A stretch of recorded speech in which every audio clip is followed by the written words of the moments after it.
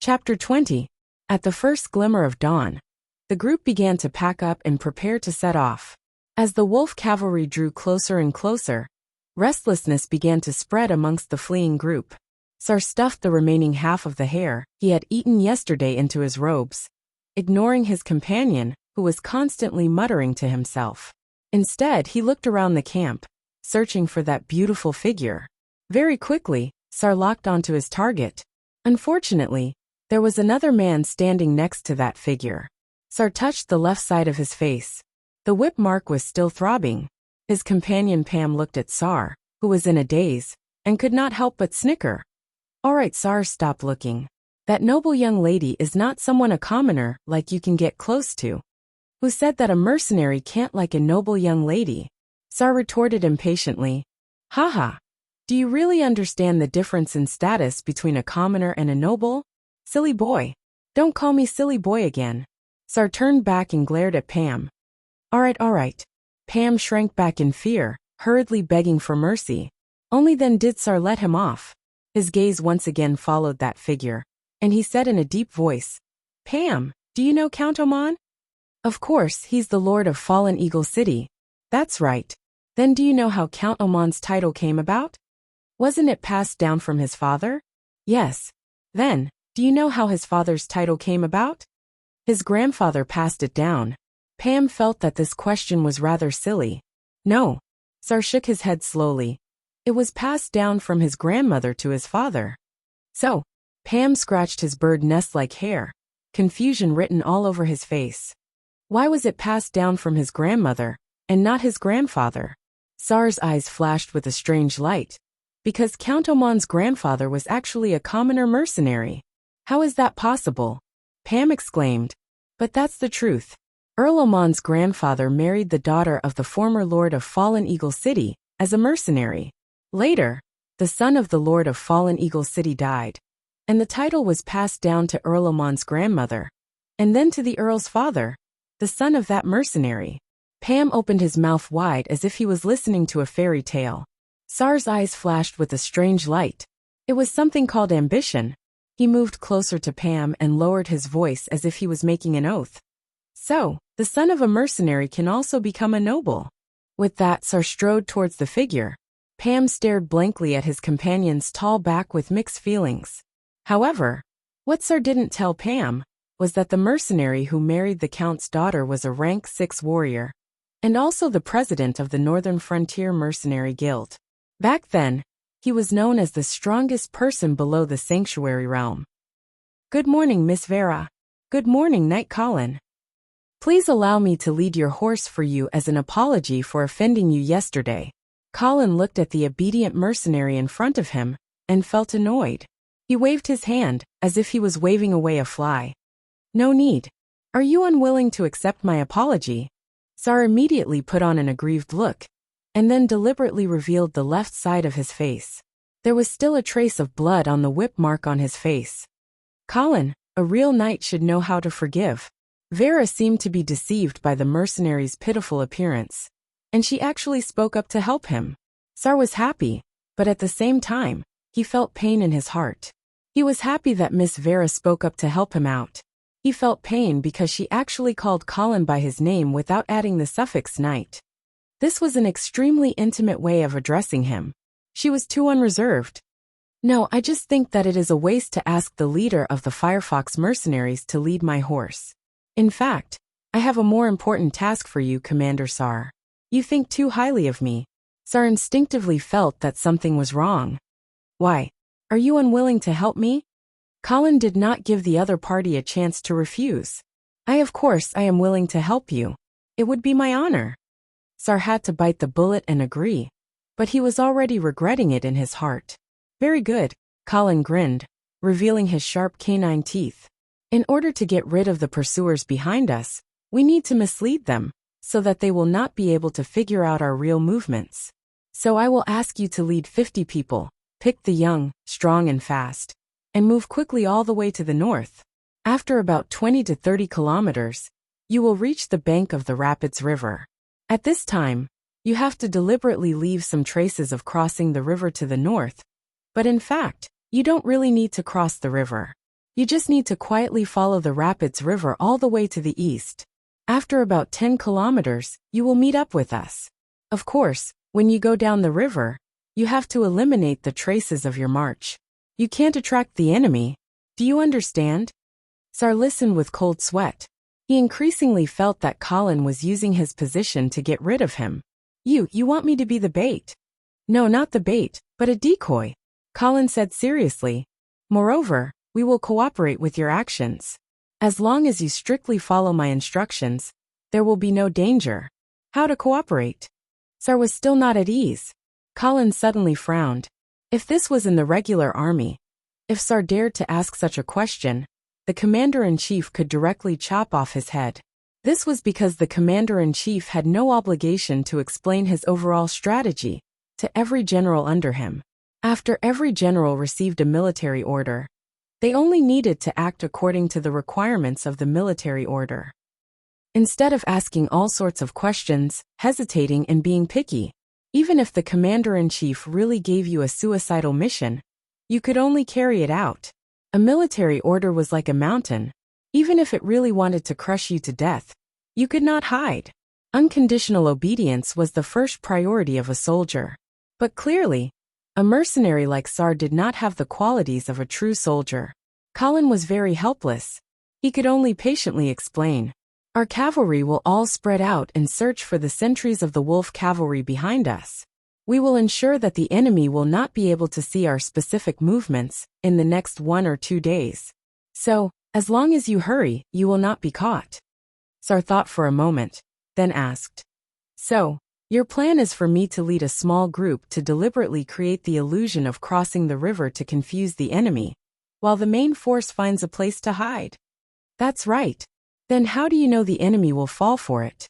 No matter how carefully we clean up the traces of our march, as long as we investigate carefully, we will eventually find some clues.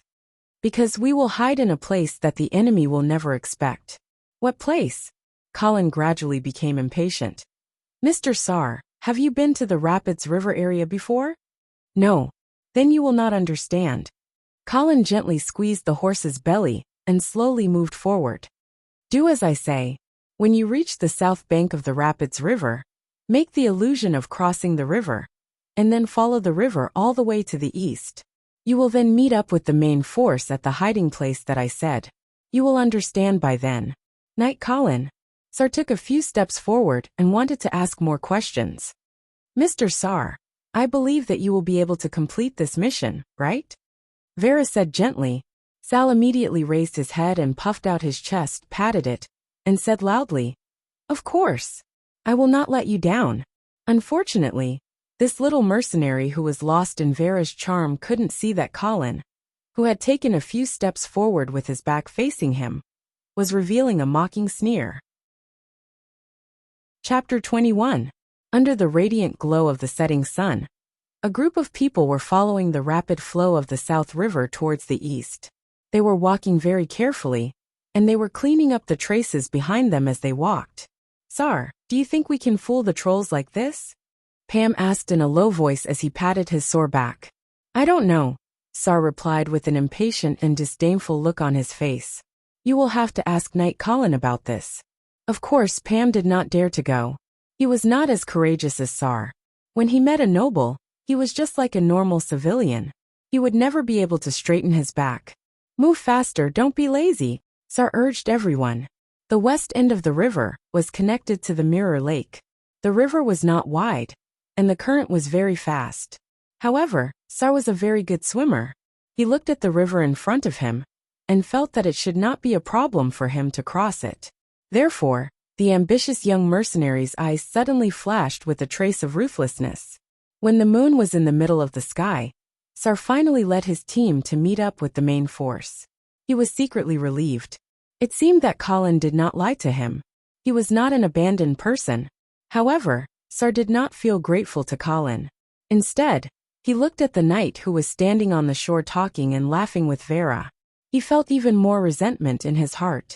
In his opinion, since Colin had arranged such a mission, if it wasn't to frame him, then it must be to get him away from Vera's side. What a despicable knight. Miss Vera, Knight Colin, I have completed the task according to your instructions. Well done. Colin looked at Sar playfully. Then, he pointed at the river in front of him and asked, "Do you know why the flow of this river is so fast?" Sar looked at the river under the moonlight, and suddenly realized that the flow of the river here was indeed faster than what he had seen upstream. Why? Sar began to feel uneasy. Colin traced the shape of the flowing river and drew a few words in the air. The rapids river made a big turn here. Silt accumulated, and the river channel became narrower. Of course, the speed of the water flow became faster. Colin pointed downstream and continued. Moreover, after this sharp bend, there is a waterfall downstream. Waterfall? Sar exclaimed. His tone had changed. Yes, a waterfall. Colin's smile was somewhat unpredictable. The drop is about 70 to 80 meters. It's not too high, but it's high enough to kill someone. Sar's heart sank. So there is no way for us to cross the river from this part of the river, right? Vera suddenly felt that she finally understood Colin's intention. In addition, the river here is like a pocket, wrapping us up. The only way in and out is from the south. It's simply a hopeless situation. The trolls will definitely not expect us to hide in such a place, just like how they did not expect us to break through the encirclement in the north. Smart, Colin praised with a smile. The most dangerous place is the safest place. Vera's big eyes curved into a crescent moon. After being exaggerated by Colin, she seemed to feel that her military skills had greatly improved. But what if the trolls are not fooled? Sar's voice trembled. The possibility of this is very low. Colin looked at Sar deeply. When they find the traces of you crossing the river upstream, they will inevitably think that that is the direction that we escaped in. All the traces that point to this bend will be suspected of being a trap. Yes, Vera began to patiently teach the young mercenary. The trolls will definitely think that we are stupid enough to hide in a place where we can't escape. Therefore, when they cross the river in the wrong direction, we will be able to walk out of the bend safely and turn to the south. Vera was very excited. She felt that she had finally grasped the essence of war. She then looked at Colin expectantly, seeking approval from her teacher. Colin resisted the urge to laugh and nodded seriously to express his approval. Sar, who was standing at the side, had already turned pale. Fortunately, it was late at night and no one noticed this. Except for Colin. Mr. Sar, when you came from the upstream, did you follow my instructions and clean up the traces? Of course, Sar replied loudly. His slightly exaggerated performance made it seem like he was trying to cover it up in the eyes of those who were observant. However, Colin seemed to believe him. That's good. As long as you don't leave any obvious clues, you should be able to fool the trolls. That night, Sar tossed and turned in bed and could not sleep at all. Several times, he wanted to escape under the cover of the night, but he was worried that he would run into the trolls head-on.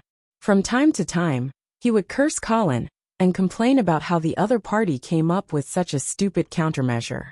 After a while, he began to regret it. He regretted that he thought that he was smart enough to do those little tricks when he went down the river.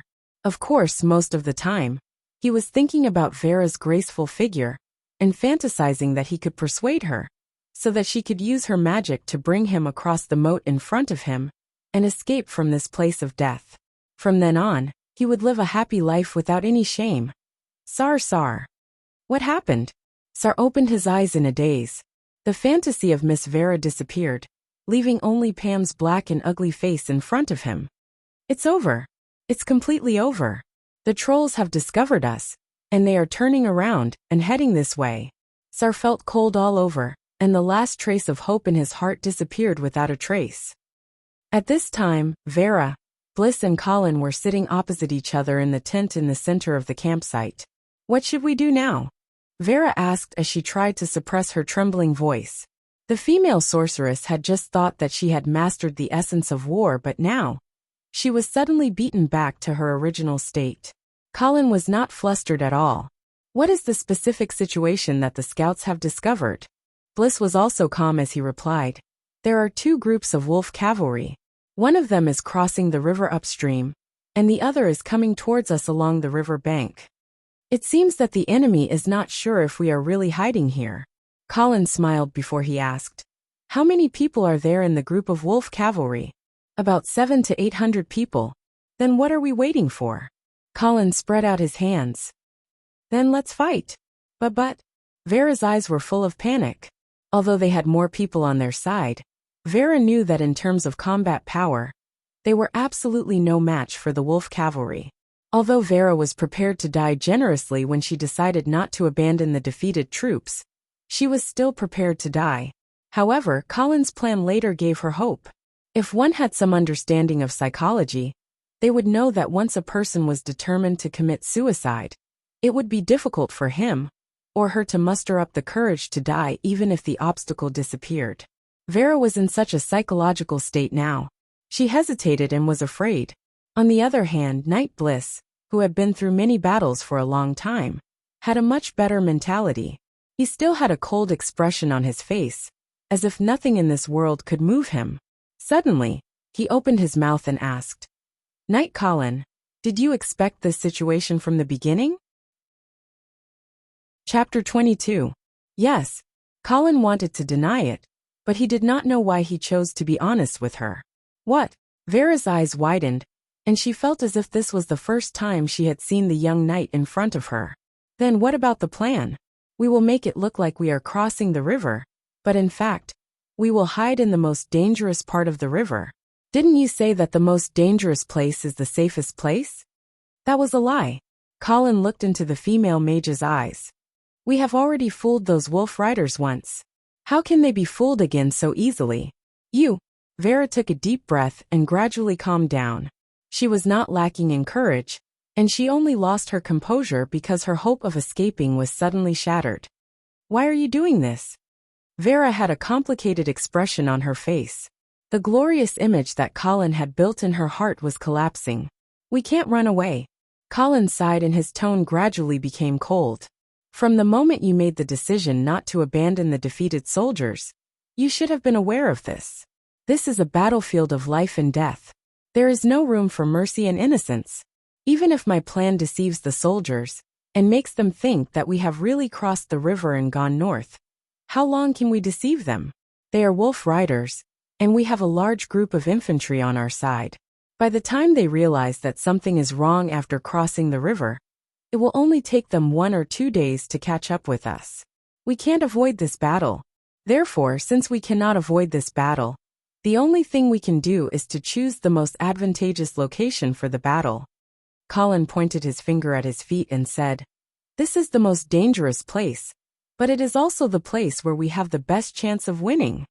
"Why?" Vera felt that she could no longer trust Colin. Before Colin could answer, Bliss had already opened his mouth and said, "Because there is no way for us to escape from here." "That's right." Colin took a deep look at Bliss. "Only a rabbit that is forced into a corner will turn around and bite back. The same goes for those defeated soldiers. If we were to be caught by the wolf riders in the open, then without a doubt, as long as the enemy charges, the scattered soldiers we gathered would definitely collapse and scatter in all directions. Therefore, they had to ensure that they had nowhere to run.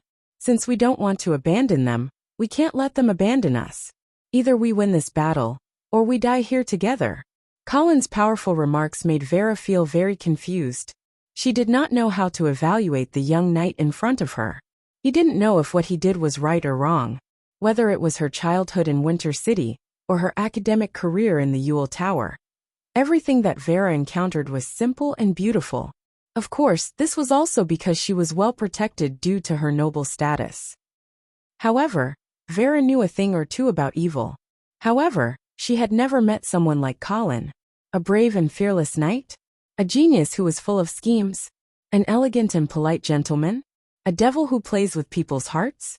Vera did not know which one was his real face. Or were these all fake? Compared to Vera, who had not fully matured yet, Bliss's reaction was much simpler. The experienced knight paid more attention to practical results. "Are you sure that your plan will work? You should know that Marquis Charles also had a similar plan." "Are you talking about the Battle of Mirror Lake?" Colin seemed to have known that Bliss would ask this question. Yes, I have to admit that my plan was inspired by Marquis Charles," Colin said seriously. "In fact, He had already rolled his eyes in his heart. Fighting with one's back to the river, cutting off all means of retreat, and so on were not new strategies in another time and space. However, it had never appeared in this time and space. Marquis Charles's arrangement at Mirror Lake was indeed a prototype of fighting with one's back to the river. However, in Colin's opinion, Marquis Charles's handling of the details was terrible. The details determined the success or failure of a battle. Similarly, Han Xian was able to fight with his back to the water in Jingxing, while Ma Su could only retreat in defeat and become a laughingstock for all eternity. Colin was confident that he would not become another Ma Su. Bliss obviously did not have such confidence, and he continued to ask coldly, Marquis Charles's plan did not succeed at Mirror Lake. Why do you think that you can use a similar plan to succeed at the Rapids River? Because Marquis Charles made two big mistakes. First of all, his heart is not ruthless enough. Although the Mirror Lake camp is facing the river, it is not really a desperate situation. Just think about those defeated soldiers. Many of them had to jump into the lake to escape. Therefore, I chose this bend of the Rapids River. This place is surrounded by water on three sides, and the water flow is rapid. There is a waterfall cliff downstream. There is no way to escape. Here, they can only fight to the death. Bliss's expression changed slightly, and he continued to ask, what about the second mistake? Marquis Charles's second mistake is that he did not leave behind someone in the Mirror Lake camp who could lead the miscellaneous soldiers to fight to the death. Colin waved his hand at Bliss. I am not saying that you are not qualified. Indeed, I am not qualified. Furthermore, I fled at the last moment. Bliss did not mind at all. Colin's admiration for this cold-faced knight grew. He nodded and continued speaking. He nodded and said, under the circumstances at that time, the Mirror Lake camp needed a noble with sufficient prestige, a lord with a title, to stabilize the miscellaneous soldiers who were recruited at the last minute, and make them resist with all their might, causing enough trouble for the trolls. This way, Marquis Charles would lead the army to attack from behind the trolls. Only with a pincer attack would there be a chance of victory. Unfortunately, Marquis Charles did not leave behind someone of sufficient importance in the Mirror Lake camp. But we will not make such a mistake.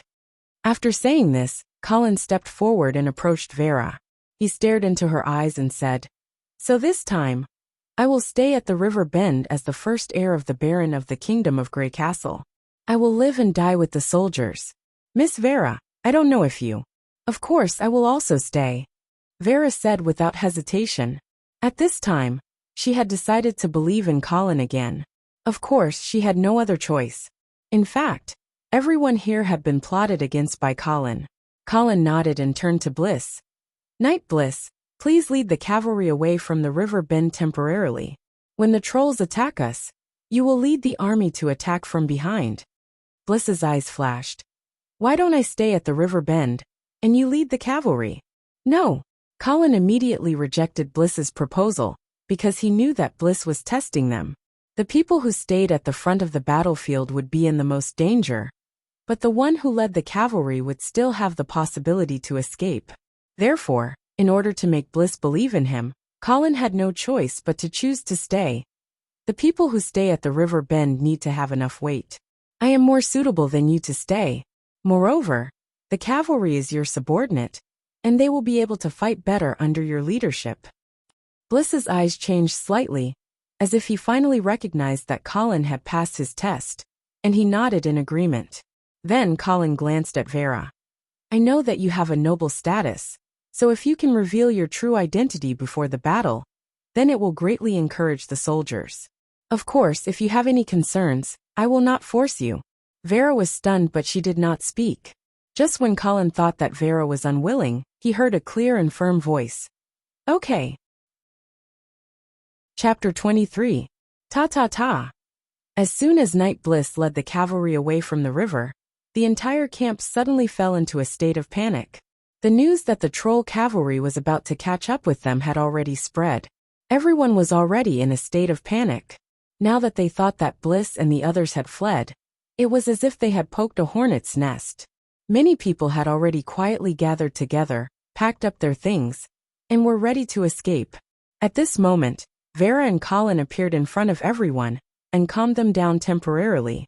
When they saw that the two nobles with the highest status in the entire camp had not left yet, everyone felt that there was still hope and that they had not been abandoned. However, the news that Knight Bliss had left and that the troll cavalry was approaching made everyone's faces full of anxiety and anxiety. Everyone's nerves were stretched to the extreme, and they could not withstand any more stimulation. They stared at the figures of Vera and Colin closely, hoping to get some good news from them. Most of the civilians in this era were a group of confused lambs. They were ignorant and timid. They were unable to control their own destiny, and they did not even dare to control their own destiny. Therefore, they put their own destiny in the hands of the nobles, hoping that the nobles would guide them to prosperity and glory. However, what they did not know was that the nobles' guidance often came at the price of slavery. At this time, Vera could see the confusion and desire in everyone's eyes. Of course, she would not let them down. She did not speak. It was just a simple action. But everyone in the camp was completely stunned. She lifted her veil. The first rays of the morning sun sprinkled down, outlining the beautiful face under the veil. Time seemed to have stopped. The restless crowd held their breaths at this moment. It was as if they were afraid to disturb the beautiful, determined, and slightly shy girl. However, before everyone could enjoy this beautiful scene, Vera spoke. Even the sound of the rushing river could not drown out her soft but steady voice. My name is Vera St. Hilda, and I am the adopted daughter of the Duke of St. Hilda, the Lord of the Northern Frontier. Adopted daughter. So, she was the adopted daughter of the Dukes of the North. Colin's eyes widened, and there was a huge wave in his heart. One had to know that in this world, adopted children had the right of inheritance. Unlike those illegitimate children who were spurned by the nobles, adopted children were the legal heirs recognized by the Senate of the Empire. His right of inheritance was second only to that of the direct line of descent. Therefore, in order to become an adopted son or daughter of a noble, one must first have a pure and noble bloodline. If one of the parents was a commoner, then he or she could never be legally adopted by a noble. Secondly, if they wanted to adopt an heir, they had to pay an adoption tax to the Senate of the Imperium in exchange for the Senate's recognition of the adopted child. In order to prevent the nobles from abusing their adoption rights and disrupting the normal order of succession, the adoption tax was extremely high. Most lesser nobles would not be able to afford it even if they went bankrupt. Even for a great noble like the House of St. Hilda, paying an adoption tax would be painful for a long time. Therefore, the nobles were extremely cautious about adoption. Generally speaking, only those who were rich and did not have any children of their own would choose a descendant from the collateral branch of the family as their adopted child. This way, they could prevent their title from falling into the hands of someone they did not like. Colin did not understand why the Duke of St. Hilda, who had 3 sons, would adopt Vera and send Vera to Yevil to be trained as a mage. However, this did not affect Vera's position as the 4th heir of the Dukes of the North. This was the reason why Knight Bliss had pledged his loyalty to her. This was also the reason why she was qualified to say my people. Therefore, when she revealed her true identity at the bend of the Rapids River, the soldiers who were originally panicking were so shocked and excited. Most of them were already holding the hilts of their swords in their hands, ready to fight to the death for her. They were all waiting for her to say those words. I know that all of you are very scared and panicked. Vera slowly swept her eyes across the crowd and looked at them one by one. Me too. I am scared and panicked. However, I am not desperate. Even if there is no way out now, this is because I know that all of you will not abandon me, just like how I did not abandon all of you in the first place. No matter how critical the situation is, I will always remember my mission and my duty to all of you. As the adopted daughter of the Duke of St. Hilda, I have sworn to protect the people of the Northern Frontier forever. As the people of the Northern Frontier, I also hope that all of you will have the courage to pick up your weapons and fight with me to protect the Northern Frontier against the invading enemies. I promise that I will fight with all of you until the last moment. For Miss Vera. Colin stood up and shouted at the top of his lungs. Originally, he had prepared a long speech, and wanted to use his identity as the son of the Baron to win the hearts of the soldiers. However, it seemed that he did not need to do so anymore. He did not even need to emphasize his identity anymore. Vera's identity was more than enough to arouse the fighting spirit of this group of soldiers. The House of St. Hilda had ruled the northern frontier for thousands of years, and its prestige was unparalleled. Vera's noble identity, her beautiful face, and the kindness that she had shown throughout her journey had made her a goddess in the hearts of these soldiers. They would never allow those dirty and ugly trolls to blaspheme this goddess, even if they had to pay the price with their lives. For Miss Vera! For Miss Vera! Fight to the death! Fight to the death! Rumble! A flash of lightning tore through the sky, followed by the roar of thunder. The rising sun did not even have time to wake up the sleeping earth before it was covered by dark clouds. At the bend of the Rapids River, the human soldiers were already waiting. They held their breaths as they looked straight ahead, allowing the raindrops to fall on their bodies. They were motionless like statues. The rain was gradually getting heavier. The wind was also gradually getting stronger. A gray line appeared on the horizon and quickly spread out like a raging tide, sweeping towards the human camp at the bend of the river. Awah! The troll cavalry was here. Kill! For Miss Vera! For Miss Vera! Facing the terrifying troll cavalry, the human soldiers burst out with courage that was not inferior to the elite soldiers of the army. This was because they knew that there was no way out for them. Since there was no way out, they would fight to the death. Moreover, Vera's existence had given these confused soldiers endless fighting spirit and firm belief. They believed that even if they died here, their stories would still be passed down in the northern frontier. Everyone would know that they had sworn to protect Vera St. Hilda. Even if the worst situation happened, they would still be lucky enough to return to the arms of the god of light together with their goddess. Kill! Colin took the lead and stood at the forefront of the battlefield. At this time, he must not back down. What greeted him was hundreds of sharp spears, like a suffocating forest of death. Boom! Colin collided with the leader of the troll cavalry without any fancy moves. After that, he felt as if he had collided with a tank. Whoosh! Colin only felt that his vision turned black, and the great pain almost made him lose his mind. He could even clearly hear the cracking sound of his bones breaking, and the sound of the spears tearing his chest. He did not know how far he had been sent flying, and when he landed on the ground, he spat out a mouthful of blood. At the same time, he was depressed. He wanted to pretend to be a hero, but he did not expect. As soon as he came up, he encountered a high-level troll warrior. Fuck! Wasn't this death a little too fast? Chapter 24. Young Master Colin. Colin. On the chaotic battlefield, only two people noticed that poor Colin had been sent flying by the impact. One of them was Raymond, and the other was Vera. Raymond was guarding Colin's side, but he did not expect that Colin would be sent flying. It was too late for him to rescue him. Since he was in the front row of the battlefield, Raymond did not have time to check on Colin's condition. He could only grit his teeth and fight against the trolls. As for Vera, she had not been paying attention to Colin the entire time. From the moment the troll wolf riders appeared, she had been hiding in the back row to prepare her spells.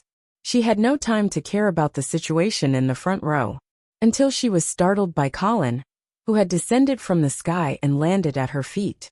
Fortunately, she had just finished casting a spell and was resting. Otherwise, she would have been shocked by Colin's appearance. Colin, are you okay? Vera looked at Colin in front of her, and she was at a loss. This was because Colin's injury looked really scary. A spear had pierced through his chest and nailed him to the ground. With such an injury, even if Vera wanted to save him, she did not know where to start. At this time, Colin was in so much pain that he was gritting his teeth. The waves of pain made him lose consciousness. He wanted to simply pass out, but when he saw Vera next to him, he suddenly changed his mind. Now was not the time to play dead. If he did not take this opportunity to show off and leave a deep impression in Vera's heart, it would be a waste.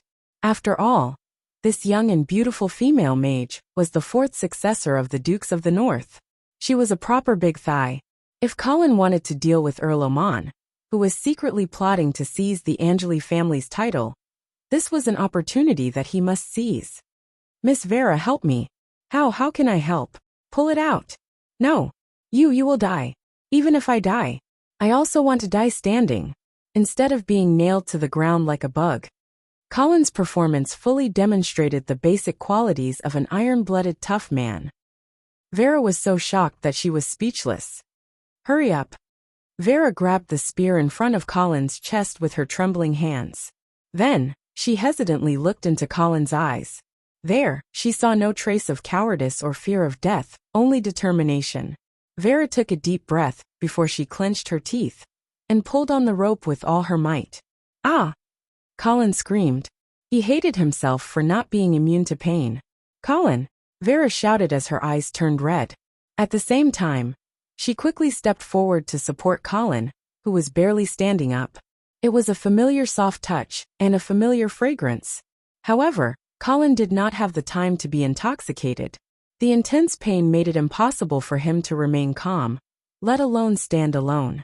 At this time, he realized that it was not easy to be a hero. Forget it. I will just lie down and pretend to be dead. Don't worry about me, Colin shouted. Hurry up and prepare the spells. The soldiers who are fighting in front of the formation need your help more than I do. Okay. Vera did not hesitate. She first helped Colin to sit on the ground before she turned around and began to cast the spells. At this time, the two sides were engaged in a fierce battle. However, Colin discovered that the troll cavalry was not able to penetrate the humans' formation.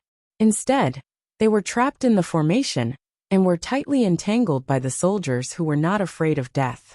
This time, he could finally breathe a sigh of relief. As long as the troll cavalry was trapped in the formation and lost their speed advantage, then the humans would have a chance to win this battle. Moreover, ta-ta-ta. The crisp sound of the horses' hooves could be heard again. It was Knight Bliss who had led the cavalry team back. This cavalry team of less than 100 people appeared at the most critical moment. They were like a sharp arrow that pierced straight into the troll army's back. The reinforcements are here. Kill them. No one knew who shouted, but the human side suddenly erupted with an amazing momentum. On the other hand, the troll army fell into chaos because they were surrounded by enemies. Whoosh whoosh whoosh. Colin only felt a sudden burst of cold air behind him. Then, he saw countless raindrops falling from the sky, instantly freezing into ice blades and smashing into the center of the troll army's formation. Vera also began to show her power. Kill that sorcerer. The troll army also realized the existence of Vera and wanted to eliminate this long-range spellcaster. However, how could the human soldiers who were fighting for the goddess let the troll army succeed? They crazily surrounded Vera and formed a human wall in front of her to block the troll army's path. Blood and bones were splattered everywhere. The battle had reached its most tragic moment. Suddenly, Colin only saw a flash of red light, and a blood-red spear broke through the human wall and suddenly appeared in front of Vera. This was a good opportunity. Without the slightest hesitation, Colin leaped in front of Vera, blocking her. Chi! The spear pierced Colin's chest again. It was as if he could feel that his heart, which had stopped beating for a long time, had been shattered into pieces by the two consecutive spear strikes. Colin! Colin! Vera rushed forward and tears flowed down her face uncontrollably. Why? Why? Colin wanted to be emotional like some melodramatic television dramas, but the intense pain was about to overwhelm his will. At this time, he knew that he had to use the simplest action to leave the deepest impression in Vera's heart. Therefore, he said softly, I hope that I can bring one of your personal belongings with me when I am buried. No, you will not die. You will not die. Vera cried and shook her head. Colin stopped talking and slowly reached out his hand to touch Vera's earlobe. Vera did not stop him. She allowed Colin to take off one of her diamond earrings. Colin held the earring tightly in his palm and slowly closed his eyes. This is too painful, Colin screamed in his heart. However, he felt that his performance just now was not bad. He believed that he would be able to leave an indelible impression in Vera's heart. Moreover, through this rather ambiguous action, he also vaguely expressed his feelings of adoration. He believed that this would have a great impact on Vera, who was ignorant and inexperienced. Poor Vera did not know that the guy in her arms was pretending to be dead, and was even using this opportunity to plot against her. However, after crying for a while, she immediately wiped her tears away. Now was not the time to be sad. Vera gently put Colin down, and then turned around resolutely. She raised the staff in her hand high and started chanting. A powerful arcane energy began to gather around her. The rain seemed to be getting heavier. The wind seemed to be getting stronger as well. Vera's blonde hair turned pure white again. Even her blue eyes became pale white like ice that had not melted for thousands of years. An invisible force slowly lifted her up. The female mage stood proudly in midair and looked down at the battlefield in front of her like a god. At this moment, the extreme cold had arrived. Colin, who was on the verge of fainting, was also shivering from the cold at this time. He quietly opened one of his eyes to see what was going on. Due to the angle, he could only see Vera's robe fluttering in the air, as well as the exposed part of her pink. Puffed. 2 lines of blood spurted out from his nose. Knight Colin's injury was even more serious. Chapter 25. As night fell, a bonfire lit up at the bend of the Rapids River. After a fierce battle, the humans finally won the final victory. It was a Pyrrhic victory. More than half of the original team of more than 1,000 people were killed or injured, and those who survived were all injured. However, after this battle, the momentum of this group of soldiers had changed qualitatively. It was as if they had turned into a regular army after the baptism of blood and fire. The camp was filled with a strong smell of blood, and various mutilated corpses had not been cleaned up yet. However, the survivors did not care. They enjoyed the rare hot food, while bragging about their heroic performance during the day. Tsar did not participate in the lively conversation of his companions. Instead, he picked up a skewer of grilled black fish and walked towards the tent in the center of the camp. His left foot seemed to be injured, and he was limping and walking with difficulty. However, such a small injury was not a problem at all in this camp. There was a knight whose upper body was covered with bandages outside the tent. Tsar knew that this was the knight of the Angeli family. His name was Raymond. The knight was leaning on his sword with his head lowered and his eyes closed. He seemed to be repenting and praying at the same time. Tsar walked past him, but he did not respond at all. It was as if he was a statue. "Miss Vera, do you want to eat something?" "No, it's okay." Vera did not look back, but she refused softly. Tsar quietly raised his head, but he could only see Vera's beautiful back and long white hair. "You have to pay attention to your body. You should eat something." Tsar was still trying to persuade her, but Vera still did not respond. She was just staring blankly at the man in front of her, who seemed to have fallen asleep. That man was naturally Colin. However, Colin was not pretending to be dead to gain sympathy at this time. He had really fallen asleep. After all, the injury that he had suffered before was too serious, and he had lost too much blood. Of course, perhaps he was also stimulated by the last scene that was not suitable for children. In short, Colin had completely fallen asleep. If he was not still breathing, perhaps everyone would have thought that he was already dead. No one thought that Colin would be able to survive such a terrifying injury. In fact, in the eyes of everyone, it was already a miracle that he could endure until now. Vera was the only one who did not want to give up. She continued to bandage Colin's wounds and continued to take care of him. When Vera noticed that Colin's lips were a little dry and cracked, she quickly dipped a handkerchief in some water before she gently wiped Colin's lips with it. When Tsar saw this scene, he was filled with jealousy. He even wished that he was the one who was lying on the bed and being taken care of by Vera right now. "Miss Vera, let me take care of Knight Colin. You can go and rest now." "No need." Vera rejected Tsar's offer once again before she waved her hand to signal the mercenaries to leave. Tsar could only bury his disappointment deep in his heart and leave the tent. Meow, Little White suddenly appeared out of nowhere and moved closer to Colin before he gently licked his cheek. It seemed as though he was trying to wake up his human slave. Vera put down her handkerchief and stared at Colin's pale face for a long time. After that, she crossed her hands and clasped them in front of her chest as though she was praying. Almighty God of light, please have mercy on this brave and fearless knight. This was the first time in Vera's life that she had ever prayed. Perhaps, this was also the first time that she had ever prayed to the God of light. If I am lucky enough to witness your grace and mercy, then I will serve you for the rest of my life. This female mage who had always pursued the truth of the arcane arts, was now willing to offer her faith to God for a man. He wondered if the God of light had heard the mage's prayer. Would he be willing to accept such a heretic? There was no beam of light that fell from the sky. There were no angels that suddenly appeared. Colin did not wake up miraculously. It was as though nothing had happened. Knight Bliss, who had just walked out of the tent, suddenly stopped. He seemed to have realized that he might have heard something that he should not have. After a long time, when there was no more sound coming out of the tent, Bliss stepped back into the tent. This knight was also a seriously injured person. His entire right arm had been cut off, and his body was covered with bandages that were still bleeding. However, he still had a calm and indifferent expression on his face, as if he did not care about his injuries at all. Miss, the preliminary casualty statistics have been completed. In this battle, we have lost 428 soldiers, and more than 350 people are seriously injured. The rest of the soldiers have only minor injuries. Vera did not have any concept of such casualty statistics, so she just listened quietly. However, for a veteran like Knight Bliss, this battle was definitely a miracle.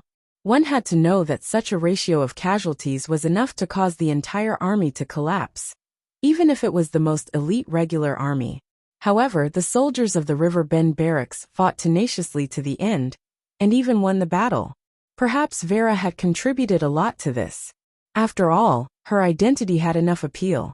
However, Bliss was very clear that this was mostly due to Colin's strategy of fighting to the death. Thinking of this, he looked at Colin on the bed with a look of admiration and regret, and continued to ask, "Miss, what should we do next?" When she heard this question, Vera was a little confused. "What do you think?" There were 2 wolf cavalry units that chased us to the Rapids River. Although we have just defeated one of them, we are not completely out of danger yet. This is because the other wolf cavalry unit has been confused by our arrangement and has already crossed the river to the north. However, I believe that they will soon discover that something is wrong and turn back. However, the victory that we have just achieved will definitely make the other party hesitate. They will not be able to figure out our specific strength and will not dare to chase after us easily. Therefore, my opinion is to continue to stay at the River Bend and send a messenger to the nearby cities to ask for reinforcements. As long as our reinforcements arrive before the trolls gather more soldiers, we will be safe. Vera was a little speechless. She could hear the uncertainty in Knight Bliss's words, but she could not come up with a better idea. At this time, she naturally turned her eyes to Colin, who was still sleeping. If he could wake up, there must be a better way. "Okay, we will do as you say." Yes. After leaving the tent, Bliss walked with his head down. He was considering which directions he should send the messengers to, and how he could avoid being intercepted by the trolls on the way. Da-da-da. The sound of horse hooves interrupted Bliss's thoughts. He raised his head and saw 2 cavalrymen running towards the camp. He quickly recognized that one of the cavalrymen was the one that he had sent to guard the perimeter. However, he did not know the other person. However, he recognized the armor that the other person was wearing. This kind of pure black armor was only worn by one army in the entire Empire of Light. The Black Cavalry. Bliss was ecstatic. He couldn't help but look back at Vera's tent as a thought flashed through his mind. Did the God of Light really answer Mrs. Prayer? Chapter 26. Have you heard? The Black Cavalry is nearby. They will send someone to pick us up soon. The Black Cavalry? Is that true? Of course it's true. Last night, I saw a scout from the Black Cavalry enter our camp. Miss Vera even personally received him. So we are safe. Nonsense. With the Black Cavalry nearby, how would the trolls have the guts to come? Similar conversations were going on in every corner of the camp. The tense atmosphere in the air was completely swept away, and it was replaced by the excitement of surviving a calamity. It was as if the name Black Cavalry had some kind of special magic power. As long as they were nearby, it meant that they were absolutely safe. The reason was very simple. The Black Cavalry was the most powerful army in the northern frontier of the empire. Yes, they were the most powerful. The number of people in this army was actually not that big. There were only 50,000 of them. However, this was an army made up of pure cavalry. This army of 50,000 cavalry was worthy of being the guardian of the northern frontier. It was also a nightmare that the trolls could not get rid of. Dong dong dong. As noon approached, the earth suddenly began to tremble. A black torrent appeared on the horizon and quickly rushed towards the River Bend camp. However, the people in the camp did not panic at all. This was because they had already seen the flag of a black lion fluttering in the wind. The emblem of the House of St. Hilda, the master of the northern frontier, was a golden lion. Therefore, no other family in the northern frontier dared to use a lion as their emblem. The person who came was naturally from the House of St. Hilda. However, the average person from the House of St. Hilda would not dare to change the golden lion's emblem to black. There was only one exception.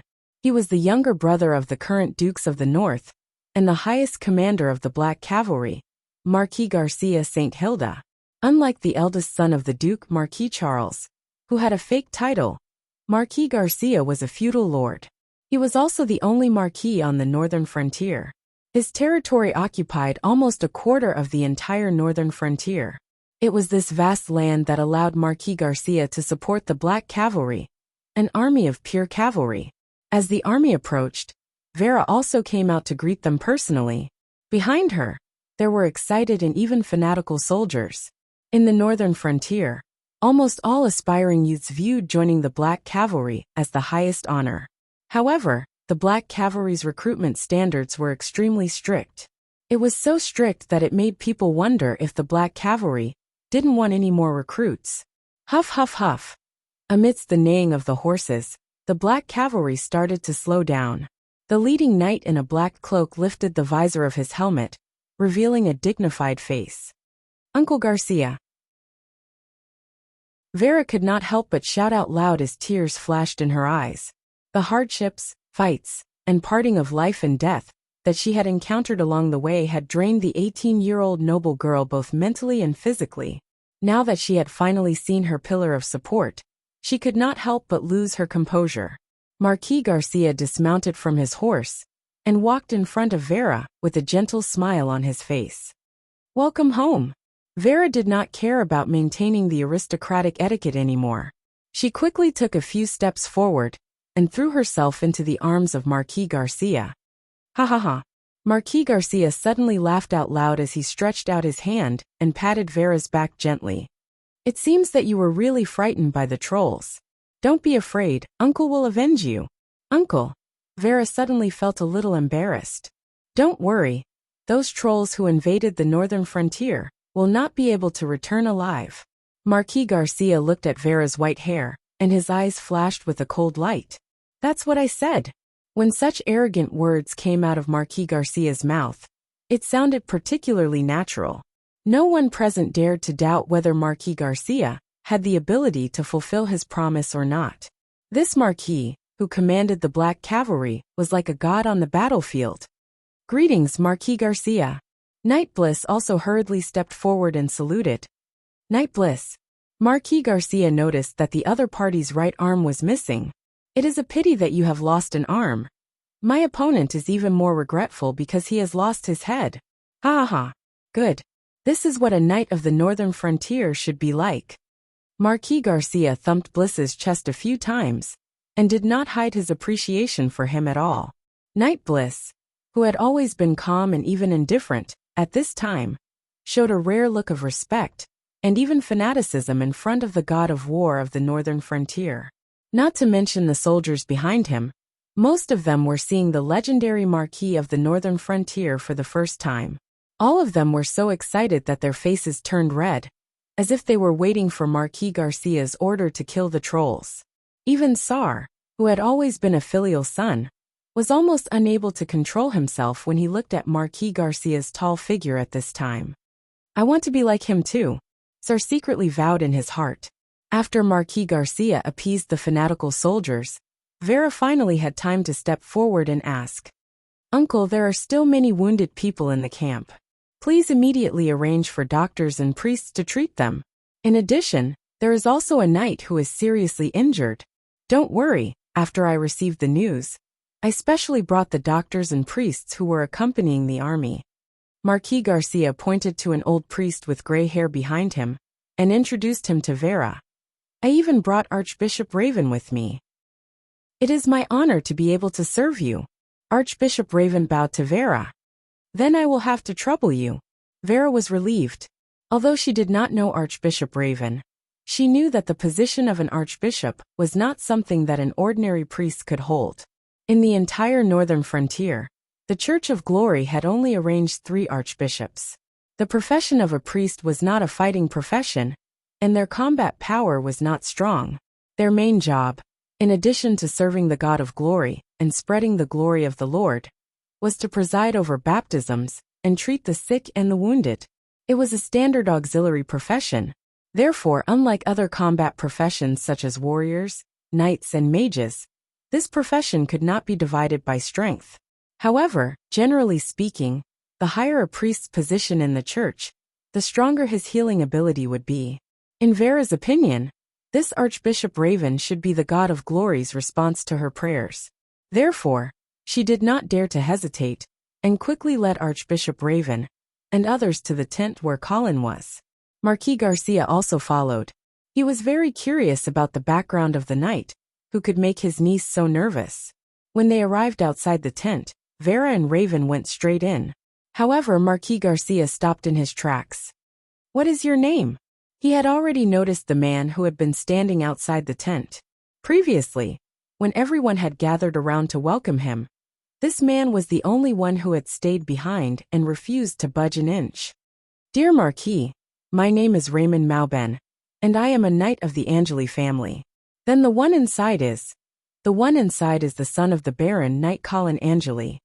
Marquis Garcia nodded and patted Raymond's shoulder twice to comfort him, and then walked into the tent. "How is Knight Colin's injury?" "Not very good." Archbishop Raven frowned and said, "In fact, it is a miracle that he is still alive with such an injury. Please do your best." Vera pleaded from the side. Raven glanced at Vera, and then looked back at Marquis Garcia. He then took out a delicate small bottle. "Then, I can only try the holy water." Chapter 27. Colin had a dream. It was a very long dream. In the dream, he was entangled by a huge silver python. Moreover, it was getting tighter and tighter. The terrifying pressure crushed his bones and internal organs, and even his blood was being squeezed out.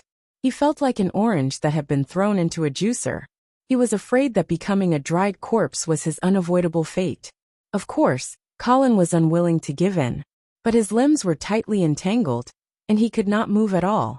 So he could only bite the python's body and suck crazily. "If you squeeze me, then I'll suck you too." This was Colin's plan. However, he found a serious problem. He couldn't suck anything. The python's body seemed to be empty, and there was nothing in it. As time passed, Colin's consciousness gradually blurred. The python's body gradually tightened, and Colin was getting closer and closer to the dried corpse. He didn't know how much time had passed. Just when Colin was about to give up resisting, he suddenly found that he could suck blood from the snake's body. It was as if a long drought suddenly fell on the earth. That mouthful was sweet. It was the taste of vitality. However, there was only one mouthful. Colin tried his best to drink milk, but he couldn't suck any more. "Aha!" Under extreme anger, Colin woke up. "Great! Colin, you're finally awake." Colin opened his eyes, but he could only see a blurry shadow. He could vaguely recognize that it should be Vera's voice just now. What am I drinking?" Colin opened his mouth, wanting to drink more. "You're drinking holy water." "Holy water?" Colin was stunned. "You're giving a vampire holy water to drink?" Before he could breathe, Colin fainted again. "Colin? Colin?" Vera was a little anxious and looked at Archbishop Raven for help. The Archbishop calmly opened Colin's mouth and poured a few drops of holy water into it. Then there was no reaction. The Archbishop refused to believe it and poured a few more drops into his mouth. There was still no reaction. The archbishop gritted his teeth and gulped down the entire bottle. He then looked at the empty bottle with a pained expression.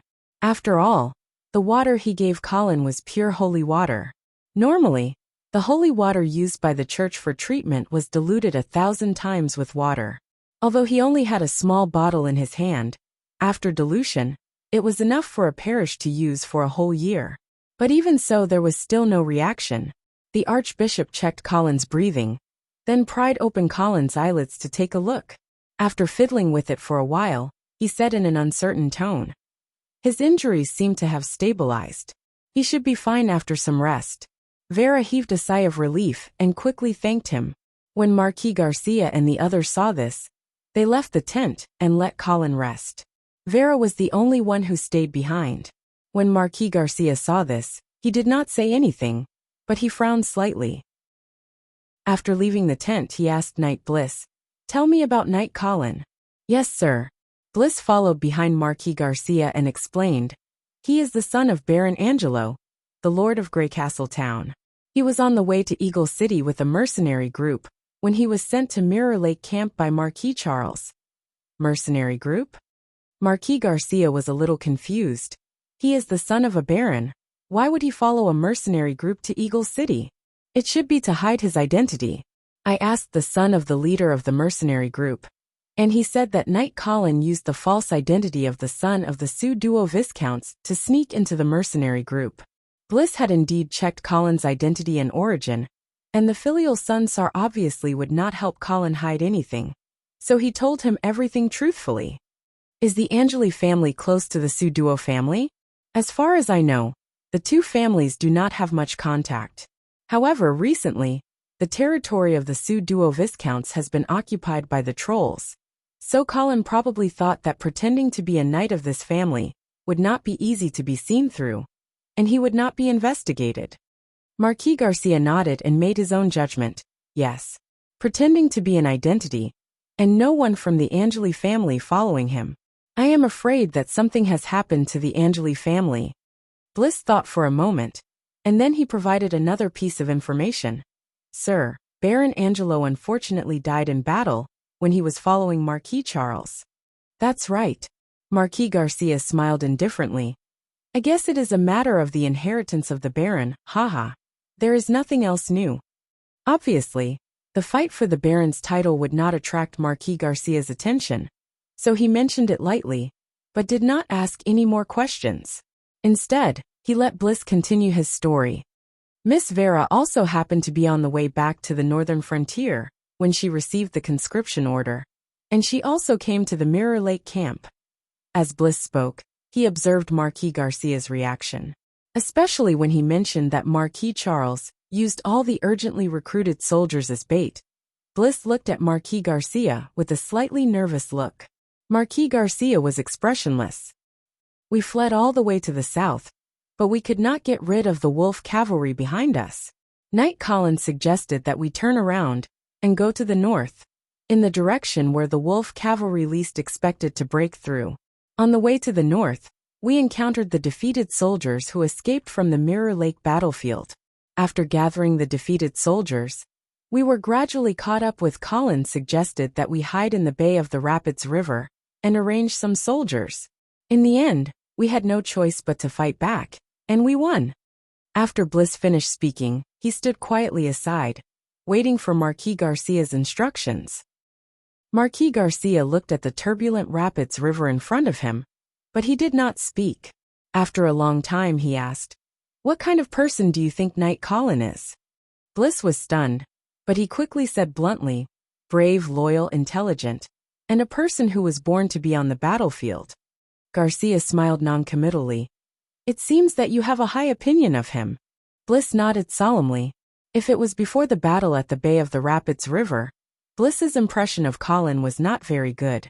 This was because although Colin showed a very high sense of the battlefield, after all, he had lied and wanted to abandon the defeated soldiers. However, after the battle at the bay of the Rapids River, Bliss's impression of Colin had completely changed. Whether it was giving up the last chance to escape and choosing to stay, or fighting in the front row of the battlefield, or risking his life to block a bullet for Vera, The glorious image that he had shown made the previous small flaws seem insignificant. Therefore, Bliss was willing to put in a few good words for Colin in front of Marquis Garcia. He could see that the Marquis also had some appreciation for Colin. He is indeed a talented general. Marquis Garcia nodded, but he frowned slightly. However, he is a little bit off track. Fortunately, he is still young. Looking at the puzzled Bliss, the Marquis did not explain too much. Instead, he changed the topic. Well, let's not talk about him. This time, I am here to clean up Charles's mess. So, I need you to do something for me. Please tell me. I will give you a team of cavalry. Go to Coldwinter City immediately to meet my brother, and ask him for a military order for me. What military order? Send troops to support them. The trolls are already at home. How can I sit back and do nothing? Send troops.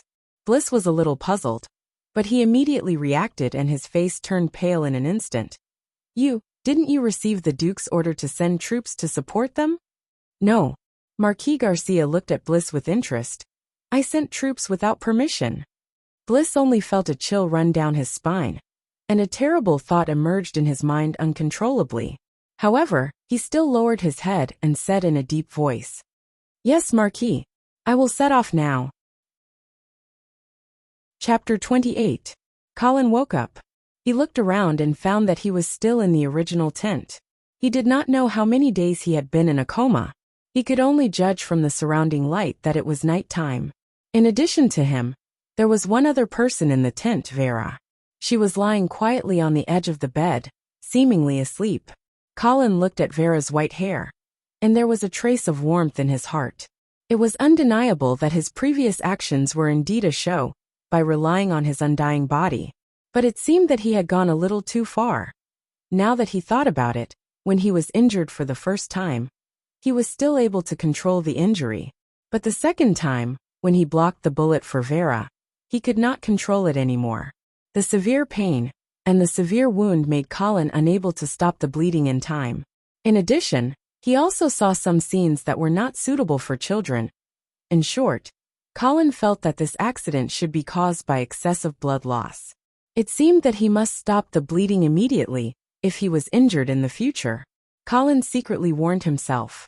Then he remembered that he seemed to have woken up once before.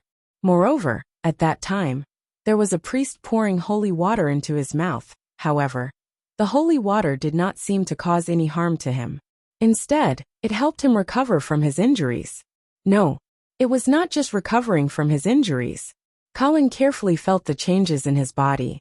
He found that his body was slightly hot, just like the situation when he drank Knight Carter's blood. Could it be that the holy water could also help him improve his strength? This was interesting. Colin suppressed the ecstasy in his heart, and decided to wait a few more days to see if his strength really improved. If the holy water really had the same effect as the knight's blood, then the vampire settings in this world were a bit strange. Or there was something wrong with the holy water of the Church of Brilliance. Also, there was the silver python that he had dreamed of in his coma. It seemed that it was not just an inexplicable dream. He always felt that the taste of the blood of the giant python was a bit too real. It was so real that it did not feel like a dream. Colin lay on the bed, his thoughts running wild. He had just woken up from a coma and could not sleep. So, he waited until dawn with his eyes open. Good morning, Miss Vera. Colin, you're awake. When Colin saw the genuine surprise in Vera's eyes, he felt a little guilty in his heart. Was it really a good idea to deceive such a naive little girl? But soon Colin shook off this thought. After all, although he had planned to play dead, he had almost succeeded. Therefore, Vera's good impression of him could be said to have been exchanged with his life. According to the plot of a melodramatic TV drama, Vera should have already given herself to him by now. How long have I been unconscious? 3 whole days. So long. That's right. It's all thanks to Archbishop Riven's holy water.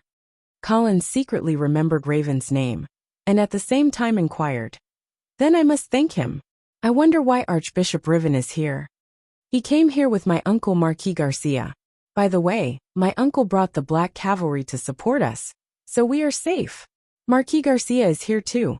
Then we are indeed safe. Yes. You must be hungry, right? I'll go and find you something to eat, Vera said as she got up and walked out of the tent. Looking at the girl's graceful figure, Colin suddenly felt that this injury was not a loss. Meow. Little White also found that his human slave had woken up. He excitedly came over and licked Colin a few times, and then found a comfortable position on the bed, and continued to sleep. Colin touched the kitten's soft fur, and began to search for information about Marquis Garcia in his mind. Then, he found that his predecessor was actually an admirer of Marquis Garcia, who was not a young man of his age in the northern frontier. However, Colin also found some interesting things from his memory. For example, although Marquis Garcia was the first person in the Northern Frontier Army, and the Black Cavalry in his hands was also an invincible army. However, he had already retired from the front line against the trolls 3 years ago. Although it was Marquis Garcia who took the initiative to retire from the front line, and he also advertised that he wanted to take a vacation and let the Black Cavalry soldiers take a break. However, in the eyes of discerning people, this official story was obviously not the truth of the matter. There was only one reason why Marquis Garcia retired from the front line: suspicion. Suspicion from the Dukes of the North. Although there was no such thing as a high merit overshadowing the master in this world, the truth was the same. There was no difference in people's hearts. The prestige of Marquis Garcia and the strength of the Black Cavalry had made the Dukes of the North restless. Even if Marquis Garcia was the younger brother of the Dukes of the North. However, in the face of power, not to mention brothers, even father and son were unreliable. A terrifying force like the Black Cavalry could make the trolls not dare to set foot in the northern frontier. They could also sweep across the northern frontier and change the owner of chilly Winter City. Therefore, Marquis Garcia was transferred away from the front line. The sharp blade of the Black Cavalry was also forced to be sheathed. The one who replaced him at the front line was the eldest son of the Dukes of the North, Marquis Charles. The Dukes of the North obviously hoped that their son could take over this heavy responsibility and hone a powerful army for the northern frontier. An army that truly belonged to the House of St. Hilda. This was to balance the influence of Marquis Garcia. Unfortunately, Marquis Charles was a little disappointing. He had held on for 3 years at the front line, but in the end, he could not hold on. The trolls had attacked. Therefore, Marquis Garcia had to be used again. However, Colin was a little worried. If Marquis Garcia lived up to expectations this time, and once again defeated the trolls like he had repeated countless times, then, how would the Duke of St. Hilda reward his meritorious subject? It was impossible to promote his title. Above the Marquis was the Duke, and the northern frontier could only have one Duke. As for the territory, the size of Marquis Garcia's territory had far exceeded the standard of an ordinary Marquis. Moreover, more territory meant more taxes and more people, which also meant greater military potential. Although the Black Cavalry was powerful, it also cost a lot to support them. Therefore, their scale had never exceeded 50,000 people. But if they were given more nutrients and allowed to continue to expand, that would be even more difficult to deal with. Thinking of this, Colin suddenly felt a little sympathy for Vera's adoptive father. Asking the Black Cavalry to come to the rescue showed that the situation at the front line was really critical. But it was inevitable that it was like drinking poison to quench one's thirst. Of course, if Colin knew that Marquis Garcia sent troops without the Duke's order this time, he would be even more worried. Chapter 29. On the 7th day after Colin woke up, the Black Cavalry finally set out again. However, the speed of the army was very slow. It was so slow that it did not seem like an elite cavalry at all. This speed was very suitable for Colin. After all, he had not fully recovered from his injuries. He didn't know where Raymond had gotten his hands on a flatbed trailer, but he had covered it with some straw to cushion it. Colin felt quite comfortable lying on it. The spring sun was warm and gentle, making people sleepy. Even though Colin, as a vampire, didn't like the sun, he slowly began to doze off under the sun. Although he was in the most elite army on the northern frontier, Colin still felt like he was on a vacation. Vera was not nearby. After all, she was the adopted daughter of the Dukes of the North. Even if she had a good impression of Colin, She would not stay by his side all the time. Otherwise, wouldn't he be a bootlicker? Even if he wanted to bootlick, Colin should be the one taking the initiative. After all, Vera's identity was much nobler than Colin's. However, looking at Colin's expression, it was obvious that he did not intend to strike while the iron was hot. Flirting with a girl was a must. This was the painful lesson that Colin had learned from his failed bootlicker career in his previous life. Just like that, the army leisurely marched north. As they gradually approached the Mirror Lake camp, they encountered more and more defeated soldiers. Marquis Garcia did not refuse any of them. He gathered all of them and arranged them to be auxiliary soldiers at the rear of the army. From these defeated soldiers, Colin slowly learned more about the details of Marquis Charles's defeat. This war had actually started last year. At the beginning of May last year, under the leadership of the troll Prince Gambic Vulcan, an army of 300,000 trolls gathered at the border and were ready to move south. On the northern frontier, Marquis Charles led an army of 200,000 to fight against the trolls. Out of the 200,000 soldiers, 100,000 of them came from the House of St. Hilda's personal army, the Golden Lion Legion.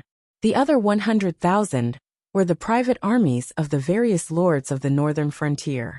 For example, Colin's father, Baron Angeli, personally led 3,000 soldiers to the front line after receiving the order from the Duke of St. Hilda. Although they were at a disadvantage in terms of numbers, the humans were not at a disadvantage in terms of momentum. After all, in recent decades, the northern frontier had never lost a battle against the trolls. In particular, the commander of the troll army, Prince Gambic, was an old acquaintance of Marquis Garcia, who had beaten him to the ground in various postures. Under such circumstances, it was inevitable for the northern frontier to lower their guard. But most people didn't realize, or were unwilling to admit, that Marquis Garcia and his black cavalry were the guarantee of victory on the northern frontier. Now that this guarantee of victory had disappeared, could Marquis Charles alone bear the burden of guarding the border? Obviously, things did not develop according to the northern frontier's expectations. From the beginning of the confrontation, Marquis Charles seemed to be unable to do anything. In the small-scale probing battles, Marquis Charles was in dire straits and exhausted. At this time, the troll commander, Prince Gambic, had already figured out the true situation of the Duke's son and understood that Marquis Charles's ability to command the battlefield could not be compared to the previous Marquis. As a result, the trolls gradually strengthened their attacks, and in the winter of last year, they broke through the defensive line set up by the Northern Alliance and killed their way in. Marquis Charles retreated until he was near Mirror Lake. There, he issued an emergency conscription order and placed the recruited soldiers in the Mirror Lake camp as bait while he led the main army to ambush nearby. Then, when the troll attacked the Mirror Lake camp, Marquis Charles led the army to attack from behind. Unfortunately, he still failed. Other than the two fatal errors in Colin's analysis, there was another important reason for Marquis Charles's defeat. His plan was seen through by the troll in advance. It was not known if Prince Gambic really had great foresight, or if he had discovered the tracks of Marquis Charles's army, or if someone had leaked military secrets. In short, when the troll attacked the Mirror Lake camp, they did not attack with the whole army. Instead, they arranged the main forces at the back and waited for Marquis Charles to enter the trap. Thus, Marquis Charles was defeated again. The 200,000-strong army was almost wiped out in this series of defeats. Even Marquis Charles himself was being chased by the troll, and his whereabouts were unknown. Oh no, Marquis Charles's whereabouts were soon clear. On the 13th day after the Black Cavalry left the Rapids River, they met with a large-scale defeated army. This defeated army had about 5,000 people, and the one leading this defeated army was Marquis Charles. Behind them, there was a troll army of about 8,000 people chasing after them. However, when this army saw the flag of the Black Cavalry from afar, they decisively turned around and gave up the chase. They did not even have the courage to test the attack. Marquis Charles was finally saved. However, his tragic fate had just begun. After knowing that Marquis Charles was in this defeated army, Colin also left the trailer and prepared to watch the show. Colin definitely did not have a good impression of this Marquis Charles. First of all, the death of his cheap father was most likely caused by this fellow's mistakes in command. This also led to the death of his predecessor and the assassination of Knight Carter. Furthermore, after he escaped from Greycastle Town, he was sent to the Mirror Lake camp by Marquis Charles's emergency conscription order to be bait. Then, there was this series of pursuit and near-death experience. Therefore, when Colin saw Marquis Charles's current sorry state, he gloated, "Uncle." At this moment, Marquis Charles was half kneeling in front of Marquis Garcia with a gloomy expression. Although the two of them were both marquises, their status was worlds apart. Furthermore, this series of defeats completely caused Marquis Charles to fall from his pedestal. Furthermore, it also highlighted the importance of Marquis Garcia. "You fought a good battle." Marquis Garcia did not let Charles get up. Instead, he scolded him with a cold face. "Uncle, I was careless, Pa." Under everyone's gaze, Marquis Garcia directly whipped Charles, who was trying to find an excuse, to the ground. The entire place was silent. Some timid people even lowered their heads and did not dare to look again. Although Marquis Garcia was Marquis Charles's elder, he was still the first successor of the Duke and the future lord of the northern frontier. He had actually been whipped in front of so many people. Bastard. A loss is a loss. Other than being useless, what other reason do you have? When Charles heard this, his entire body trembled. He immediately crawled at the feet of Marquis Garcia and shouted, "Uncle, I was wrong. I was wrong. I've let down the house of St. Hilda. I've let down the dead soldiers. I've let down the people of the northern frontier." Boo-hoo. A dignified marquis, the future lord of the northern frontier, actually in public cried. Chapter 30. After nightfall, the temperature began to drop. The spring night in the northern frontier was also quite cold. In the camp, the soldiers lit a bonfire to warm themselves and boil water to cook. At the same time, they began to chat. The content was, of course, the meeting between the two marquises during the day, Marquis Garcia's whip and Marquis Charles's cry. Colin blended in among these soldiers in a low-key manner, listening to their idle chatter. Then he suddenly realized that the attitude of these soldiers towards Marquis Charles had an unexpected change. Before today, these soldiers, especially the defeated soldiers who escaped from the Mirror Lake battlefield, had an extremely bad attitude towards Marquis Charles. Contempt, disgust, disdain. Of course, it was not surprising for a defeated general to have such a bad reputation. Moreover, this Marquis Charles had also issued an emergency conscription order and used the people who were recruited as cannon fodder. It could be said that if he was not the eldest son of the Duke, if it was not for the house of St. Hilda's reputation in the northern frontier, Marquis Charles would have been swallowed alive by these angry soldiers. However, Marquis Charles's cry during the day seemed to have gradually changed the direction of public opinion. Colin listened carefully to the discussion of the soldiers and gradually came back to his senses. He did not know whether Marquis Charles's cry was a display of his true feelings or a political show. However, it did have the demeanor of a big-eared Lou. That person was an expert in this aspect. The more he cried, the more he would win the hearts of the people. In addition, regarding Marquis Garcia's whip, Colin felt that there was a deep meaning behind it. At that time, Colin's first impression of this was only one word: domineering. This whip was not only aimed at Marquis Charles, but also at the Duke of St. Hilda's face. Colin originally thought that this was Marquis Garcia venting his dissatisfaction with the Duke. After all, this fiasco was ultimately because the Duke had hidden the Black Cavalry back then. But now that he thought about it, it also meant to help Marquis Charles get rid of the blame. "I have already whipped him in public, so you should not resent him anymore." That was the gist of it. From the looks of it, Marquis Garcia was actually taking care of Marquis Charles. While Colin was lost in his thoughts, a soldier suddenly came up behind him. "Knight Colin, Marquis Charles invites you in." Colin was shocked. He hadn't expected the Marquis to come looking for him. "All right, please lead the way." Colin wondered why Marquis Charles was looking for him, as he followed the soldiers all the way to a luxurious tent in the middle of the camp. "Greetings, Marquis." As the first successor of the Angeli family, Marquis Charles was qualified to receive Colin's kowtow. "Knight Colin, please rise." Marquis Charles quickly stepped forward and pulled Colin up affectionately. This Marquis looked to be in his 30s. His face was weathered, and his naked upper body was wrapped in bandages.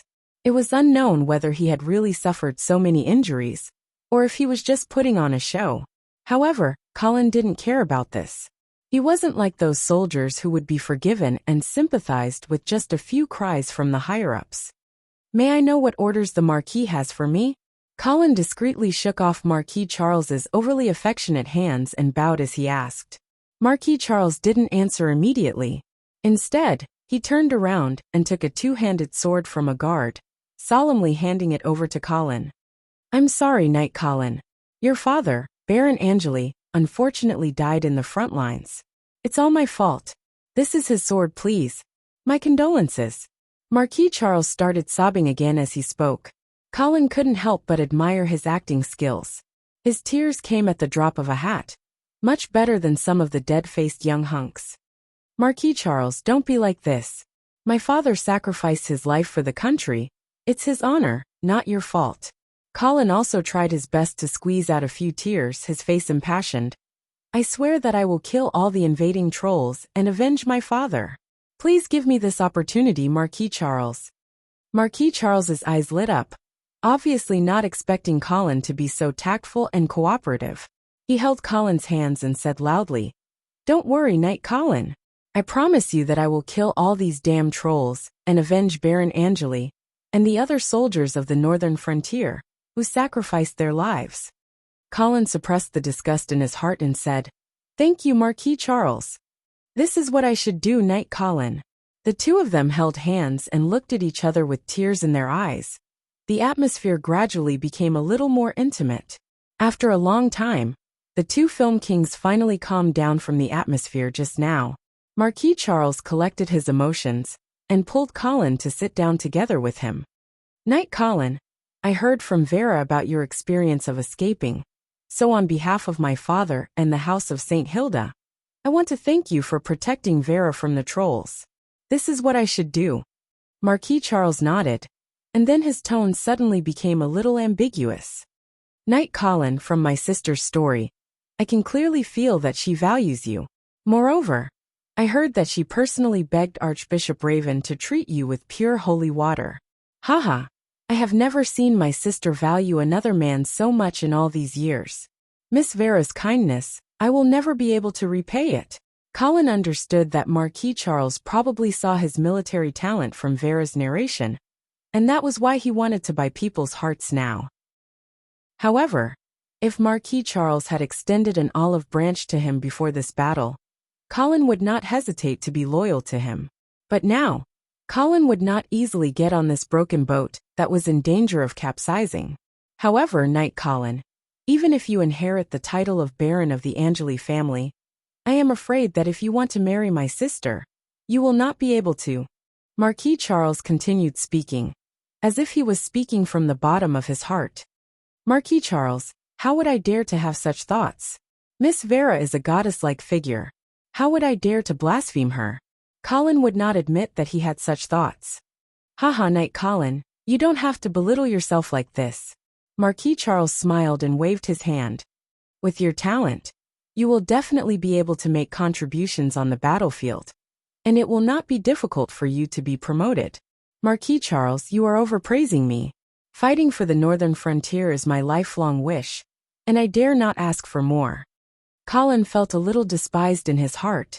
This Marquis Charles actually used his sister as a bargaining chip to buy people's hearts. What's more, Colin did not believe that Marquis Charles had much say in Vera's marriage. Of course, Marquis Charles may not really want to help Colin marry his sister. The promise of such a political figure was as unreliable as the bosses. "Do well, and I will definitely give you a promotion and a raise in the future." Therefore, Colin was flattered on the surface, and even showed some attachment, but he was secretly vigilant in his heart. Marquis Charles did not seem to see Colin's perfunctory attitude, and he still treated him warmly.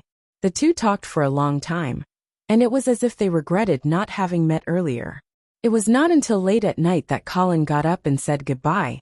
Marquis Charles personally sent him out of the tent. Just as Colin was about to bow and say goodbye, Marquis Charles suddenly looked behind Colin and said in surprise, "Ha, sister, it is so late, and you are not asleep yet." Chapter 31.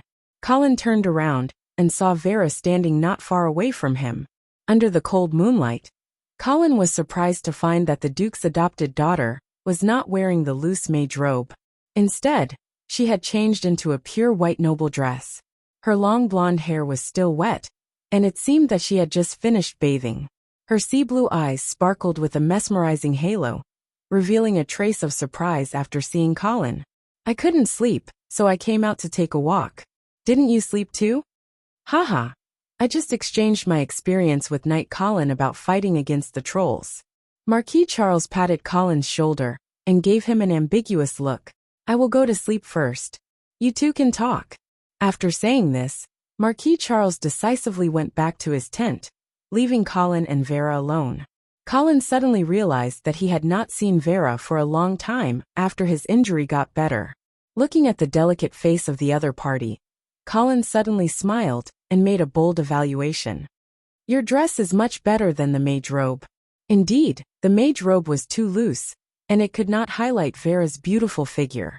When she heard Colin's rather explicit and slightly rude evaluation, Vera's face faintly flushed. She glared at Colin fiercely, but did not reprimand him. Of course, Colin would not be scared off by a glare. A woman's non-forceful resistance was actually a form of encouragement. Therefore, Colin greeted her and stood side by side with Vera. The night was quiet, and only the faint sound of insects could be heard. Vera raised her head and stared at the bright moon, as if she didn't realize that there was a man beside her. Colin did not break the rare silence, and he also looked up at the moon. There was a faint fragrance in the air. It seemed to be roses. What was the flower language of roses? Colin began to let his imagination run wild again. "You know my brother?" Vera suddenly said. She felt that the atmosphere at the moment was too ambiguous, and she was not used to it. "No, this is our first time meeting. But you two seem to be very familiar with each other." "That's because we get along well." "Is that so?" "Yes." Colin stopped talking and continued to look at the moon in the sky, as if it was something more attractive than the beauty beside him. The two of them fell silent again. Vera was waiting for Colin to speak, but Colin was waiting for Vera to speak instead. He purposely created silence to make the women feel awkward, so that they could not help but take the initiative to break the silence. This was a simple and practical trick to pick up girls. Don't be afraid that women will be angry. As long as it was used properly, they wouldn't. On the contrary, she would find such a cold man even more attractive. On the other hand, those men who always took the initiative to find topics to talk about were noisy. Women usually called these men lapdog. "What are you holding in your hand?" Sure enough, Vera opened her mouth again. Colin was happy, but he put on a sad expression on his face and said in a deep voice, "This is my father's legacy." "I'm sorry." Vera's heart ached and she quickly apologized. "My condolences." Colin heaved a sigh of relief, and it seemed like he wanted to squeeze out a few more tears. However, he did not succeed. No matter how good an actor was, he still needed a good partner. At this time, Colin suddenly missed Marquis Charles. "I'm fine. It was my father's lifelong wish to die on the battlefield. It is also the best ending for the knights on the northern frontier. Baron Angeli was a great knight." Vera bowed slightly and paid her respects to the sword in Colin's hand. "May the god of light bless his soul." Colin was stunned. He almost suspected that he was hallucinating. The female mage in front of him was actually praying to the god of light. Was this still the same heretic who only believed in the truth and not the gods? Vera raised her head and saw Colin's shocked face. She immediately realized why the other party was surprised. She explained softly, "My lord. Yes, I have decided to serve the god of light." Really? Vera nodded her head gently with a firm and sincere expression on her face. "Why?" Colin still could not believe it. He knew that if a mage became a believer of the god of light, it would cause a lot of trouble. The mages in Yevil would go crazy. I I just felt that the previous experience of escaping was too thrilling. It was as if the gods were protecting me. Therefore, I have decided to convert to the god of light. Vera's eyes were a little evasive, and there was a strange blush on her face. This female mage was obviously not good at lying, and Colin could easily see through her lies. However, he was not stupid enough to expose her lies. You have made the right choice. The god of light deserves everyone's sincere service. Colin responded with a sincere expression on his face. At the same time, he could not help but wonder if the Duke of St. Hilda had already planned for Vera to go to Yevil to study arcane magic, and then return to the northern frontier to serve the god of light. But why? Was it really a wise move to intensify the conflict between the nobles and the mages at this time? Vera seemed to have seen through Colin's worries, and she quickly explained, "Don't worry. I will not publicly announce that I have become a believer of the god of light. I do not want to cause any unnecessary trouble." Colin heaved a sigh of relief. However, he could not help but be curious about the real reason why Vera had changed her faith. Of course, Vera would not tell Colin the real reason. At least not now. She seemed to have thought of something shameful, and her little face turned red. Of course, this attracted Colin's attention. However, before Colin could ask her any questions, Vera quickly said goodbye to Colin and ran back to her tent. She looked like a frightened deer. Colin looked at Vera's back as he recalled the cute and shy look on her face. He could not help but touch his chin. Then he thought to himself, "Is my charm really that great? It must be because my face is so similar to the reader's face." After feeling proud of himself, Colin walked back to his tent. "Knight of Con." Halfway back, a voice suddenly called out to Colin. Of course, he did not respond, because it was not him who had called out to him. "Knight of Con." The other party called out to him again. "Are you calling me?" Colin turned around and saw a figure walking towards him. Of course, the person who had come was a young lady. However, the exquisite plate armor on her body, the silver sword on her waist, and the knight's boots on her feet all indicated her identity. She was a female knight. A valiant female knight. However, Colin did not recognize her. "You must have mistaken me for someone else. My name is Colin." "Really?" The female knight showed a mysterious smile as she stood in front of Colin. The light fragrance of jasmine wafted into Colin's nose, and he could not help but wonder, was he really lucky today? Sure enough, the appearance of the Lord Reader was still too lethal to women. But in the next second, when the female knight announced her name, Colin's smug smile immediately froze on his face. "My name is Cynthia." The female knight smiled deeply. "Cynthia Sudo." Chapter 32. What were the consequences of lying? Pinocchio's nose would grow longer. Vera's face would turn red. Marquis Charles. Well, for a guy like Marquis Charles, lying was as easy as eating and drinking. Colin admitted that his acting skills might not be as good as Marquis Charles's. But when he lied, it was difficult for ordinary people to see the clues. However, this did not mean that there would be no consequences for lying. Now the consequences were here. When he heard that the female knight's surname was Suduo, Colin finally reacted. No wonder she called him Knight of Con. When Colin sneaked into the Firefox mercenaries to hide his identity, he used Con Suduo's alias. Now the real Suduo found the fake Suduo. I think there might be some misunderstanding. Colin took half a step back, feeling a little guilty. What misunderstanding? Cynthia took a step forward and asked aggressively. My good brother. I haven't seen you for a few months, and you have changed a lot. I almost didn't recognize you. Well, it turned out that this girl was Con Suduo's sister. These days, the Black Cavalry went north and gathered a lot of scattered soldiers from the front line. The Suduo family's Icestone City had long been occupied by the trolls, and the family army had long been defeated. So it was not strange that Cynthia would appear here. What Colin found strange was how she knew that he had pretended to be her brother. There were only a few people who knew that he had used a fake identity, so someone must have told on him. For some reason, the first figure that appeared in Colin's mind was Sar. This filial son had always been at odds with him, and his thoughts were complicated, and he liked to sow discord. So Colin felt that it was very likely that this guy had instigated Cynthia to find trouble with him. Miss Cynthia, please listen to my explanation. Okay, go ahead. Actually, it's like this. Hey, why did you draw your sword? Colin was scared and stepped back. Didn't you let me say it? Yes, you can say it, but I won't listen. Cynthia held her sword with both hands and assumed a charging posture. Mother said to never trust a man who has lied to you. What nonsense. Colin suspected that there was something wrong with this woman's head. Don't come over. This is a military camp. Private fights are not allowed. For the sake of the Sioux Duo clan's reputation, I want to duel you. Draw your swords, cried Cynthia, throwing down a white glove. I don't accept it. Colin ignored the white gloves on the floor. He couldn't understand why this woman didn't even listen to his explanation and wanted to duel.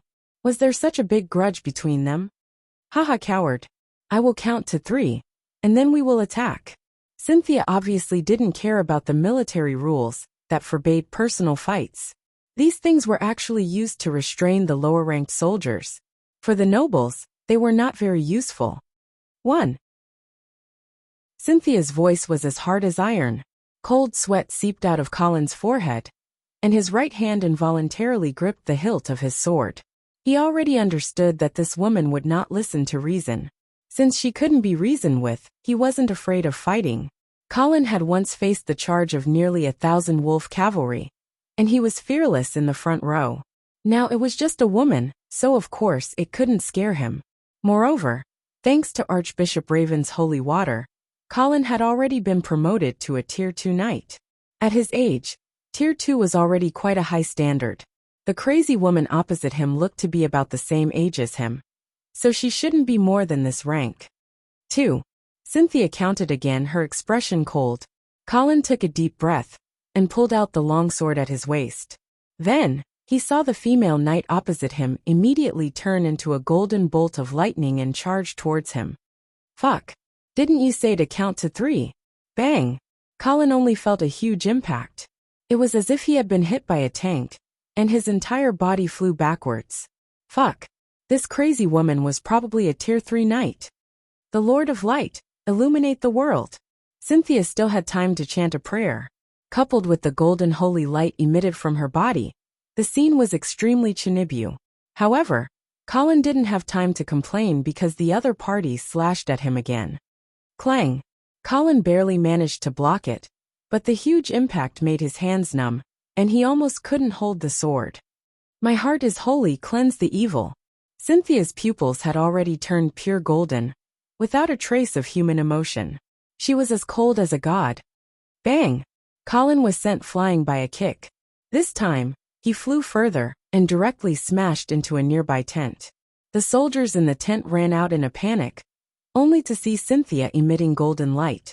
Then, they tacitly put away the swords in their hands and obediently hid at the side to watch the battle.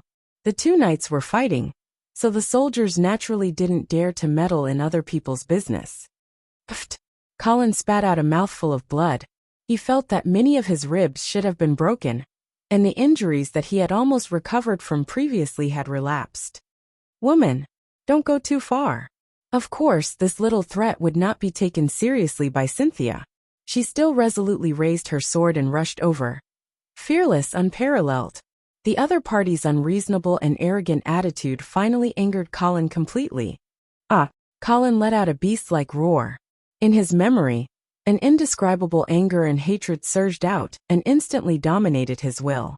That was a will that did not belong to Colin, did not belong to his predecessor, and did not even belong to this world.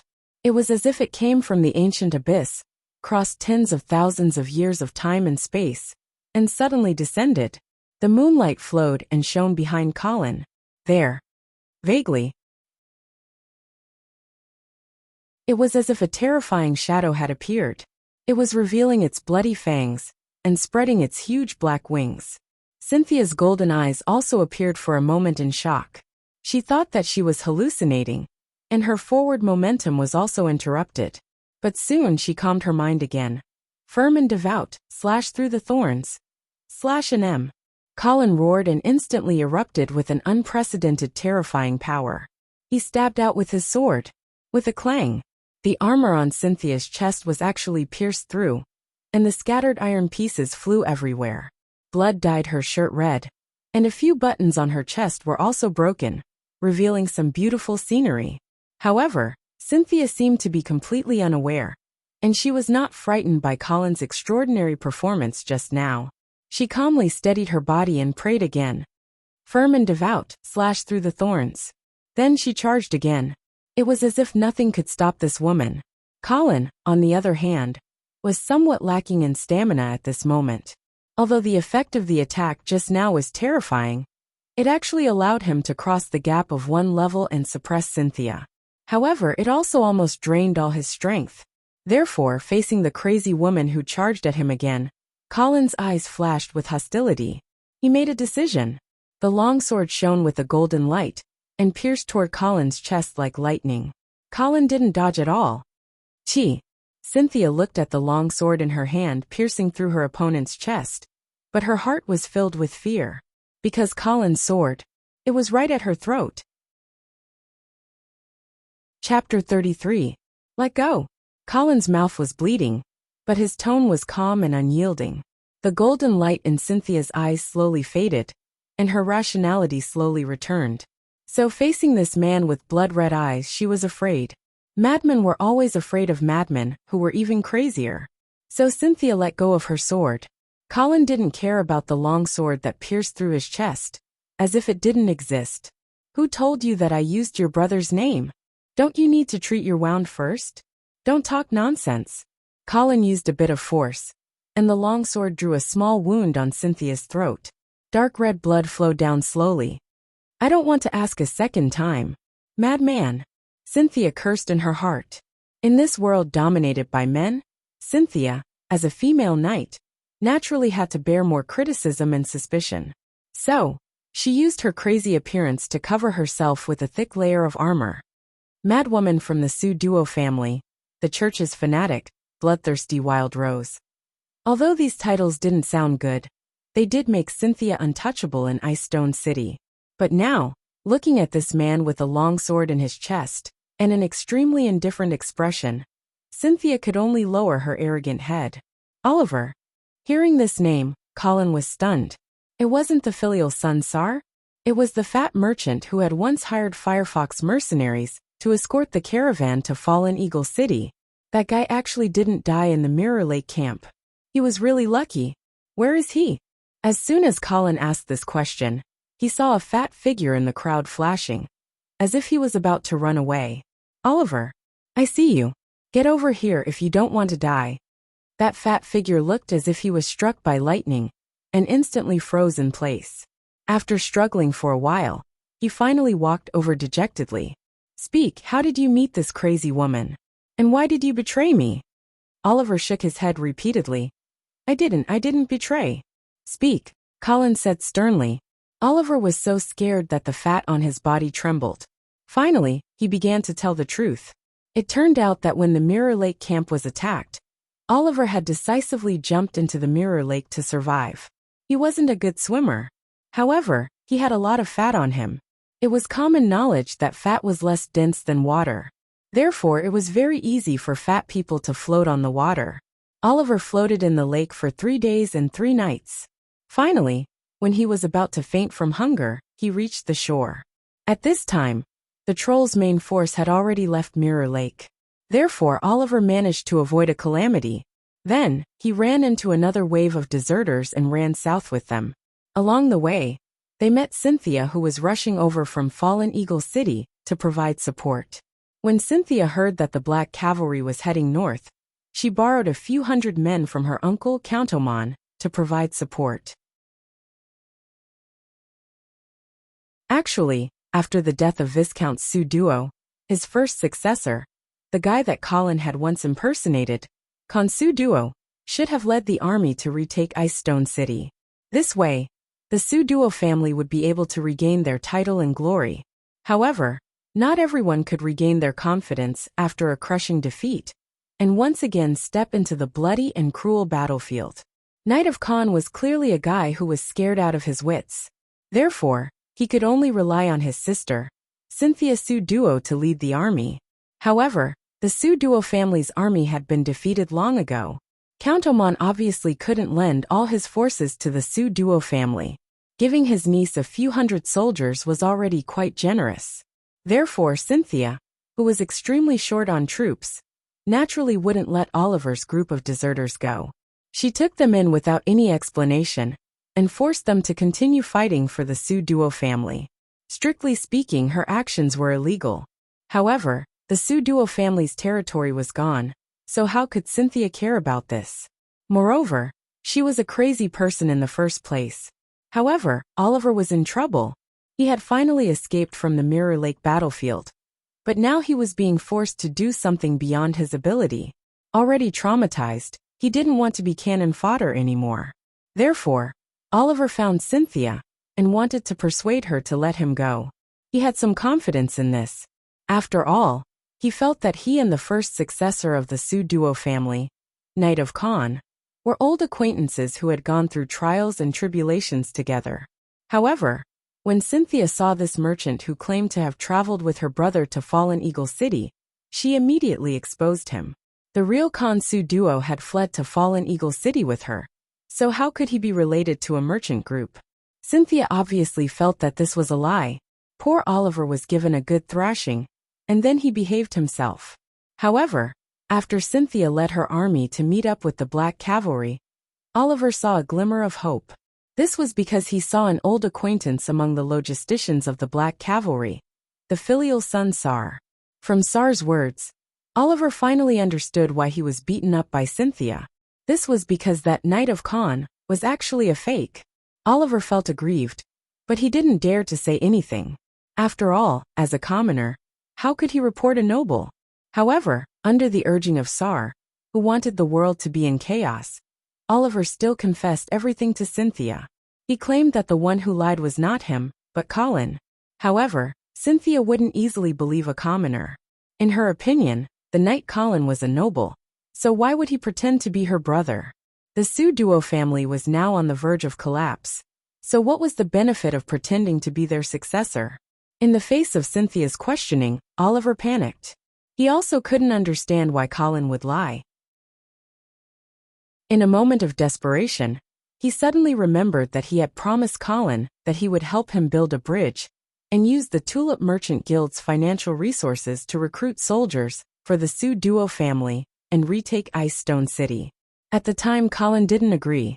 Of course, he didn't object either. Since he didn't object, then it was basically the same as agreeing. Therefore, Oliver decided to stick to the idea of sacrificing friends rather than oneself, and told Cynthia that Colin had pretended to be the successor of the Sue Duo family in order to cheat the Tulip Merchant Guild of their financial support. This seemed to be the only reasonable explanation. Thus, Cynthia was furious. Someone actually dared to use the Sue Duo family's name to cheat outsiders. Now that the Sue Duo family had fallen to the point that they only had a name left, Cynthia naturally couldn't let this name be tarnished. After she had Oliver identify Colin from the camp, she took advantage of the fact that he was alone to come cause trouble. After listening to Oliver's explanation of the cause and effect of the matter, Colin felt a burst of anger in his heart. As expected, his guess wasn't wrong. It was Sar who had interfered in the matter. Colin glared fiercely at Cynthia. I can tell you clearly that there was a reason for using your brother's name. And I have never used the Sue Duo family's name to scheme anything. Now that I have suffered a blow from you, let's call it a day. After saying this, Colin withdrew the long sword that was pressed against Cynthia's throat. Cynthia snorted coldly and turned around to leave.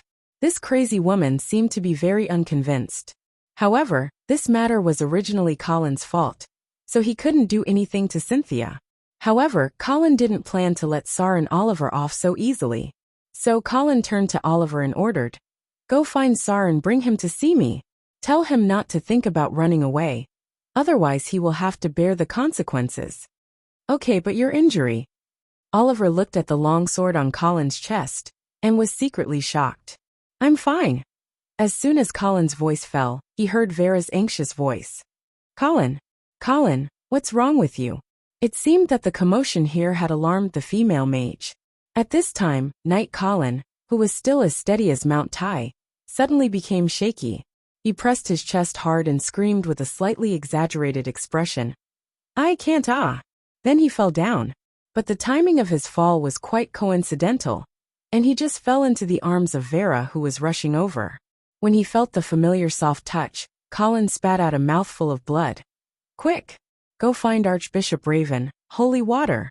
Vera had a tearful expression on her face. "But the Archbishop has already used up the holy water last time." Colin. Chapter 34. The spring sun was shining brightly, and there were no clouds in the sky. The little farce last night did not have much of an impact on the army. As soon as the sky brightened, the army set off as usual, and continued to chase the traces of the trolls to the north. Of course, the word chase was not very appropriate. This was because the speed of the black cavalry was too slow. Colin always felt that Marquis Garcia seemed to be deliberately waiting for something. Moreover, at such a slow speed, the troll army had probably already retreated from the northern frontier. Perhaps this was Marquis Garcia's plan? Win without a fight. Although he was full of doubts, Colin did not dare to question the supreme commander of the Black Cavalry. Moreover, here, and even in the entire northern frontier, no one dared to question Marquis Garcia's military orders. At the rear of the army, Colin once again lay down on the flatbed trailer that he had just left. In fact, his injury this time looked very scary, but it was not dangerous at all. Vera, on the other hand, was quite frightened. She once again looked for Archbishop Raven and asked him to personally cast a healing spell on Colin. The healing spell cast by the Archbishop was indeed very effective. After only one night, Colin could already feel that his wound was itching and showing signs of healing. However, he was not too happy. After all, what he wanted was not the healing spell, but the holy water. Unfortunately, the Archbishop had really run out of holy water. It was a waste of a good show. It seemed that he would have to find a way to get some holy water from the church in the future. After all, compared to the blood of a high-ranking knight, pure holy water was relatively easier to obtain, although it was rare. Moreover, it was safe and stable without any risks. Just as Colin was lying on the trailer and began to have ideas about the church, Oliver quickly rushed over and reported, "Sir Colin, Sarhihi." He ran away? Colin glanced at the sweaty fatty, and a sinister look flashed across his face. If Sar really dared to run away, then Colin would definitely label him as a deserter, so that he wouldn't be able to survive in the northern frontier. No, he didn't run. Could it be that he dares not to come? This time Colin was a little surprised.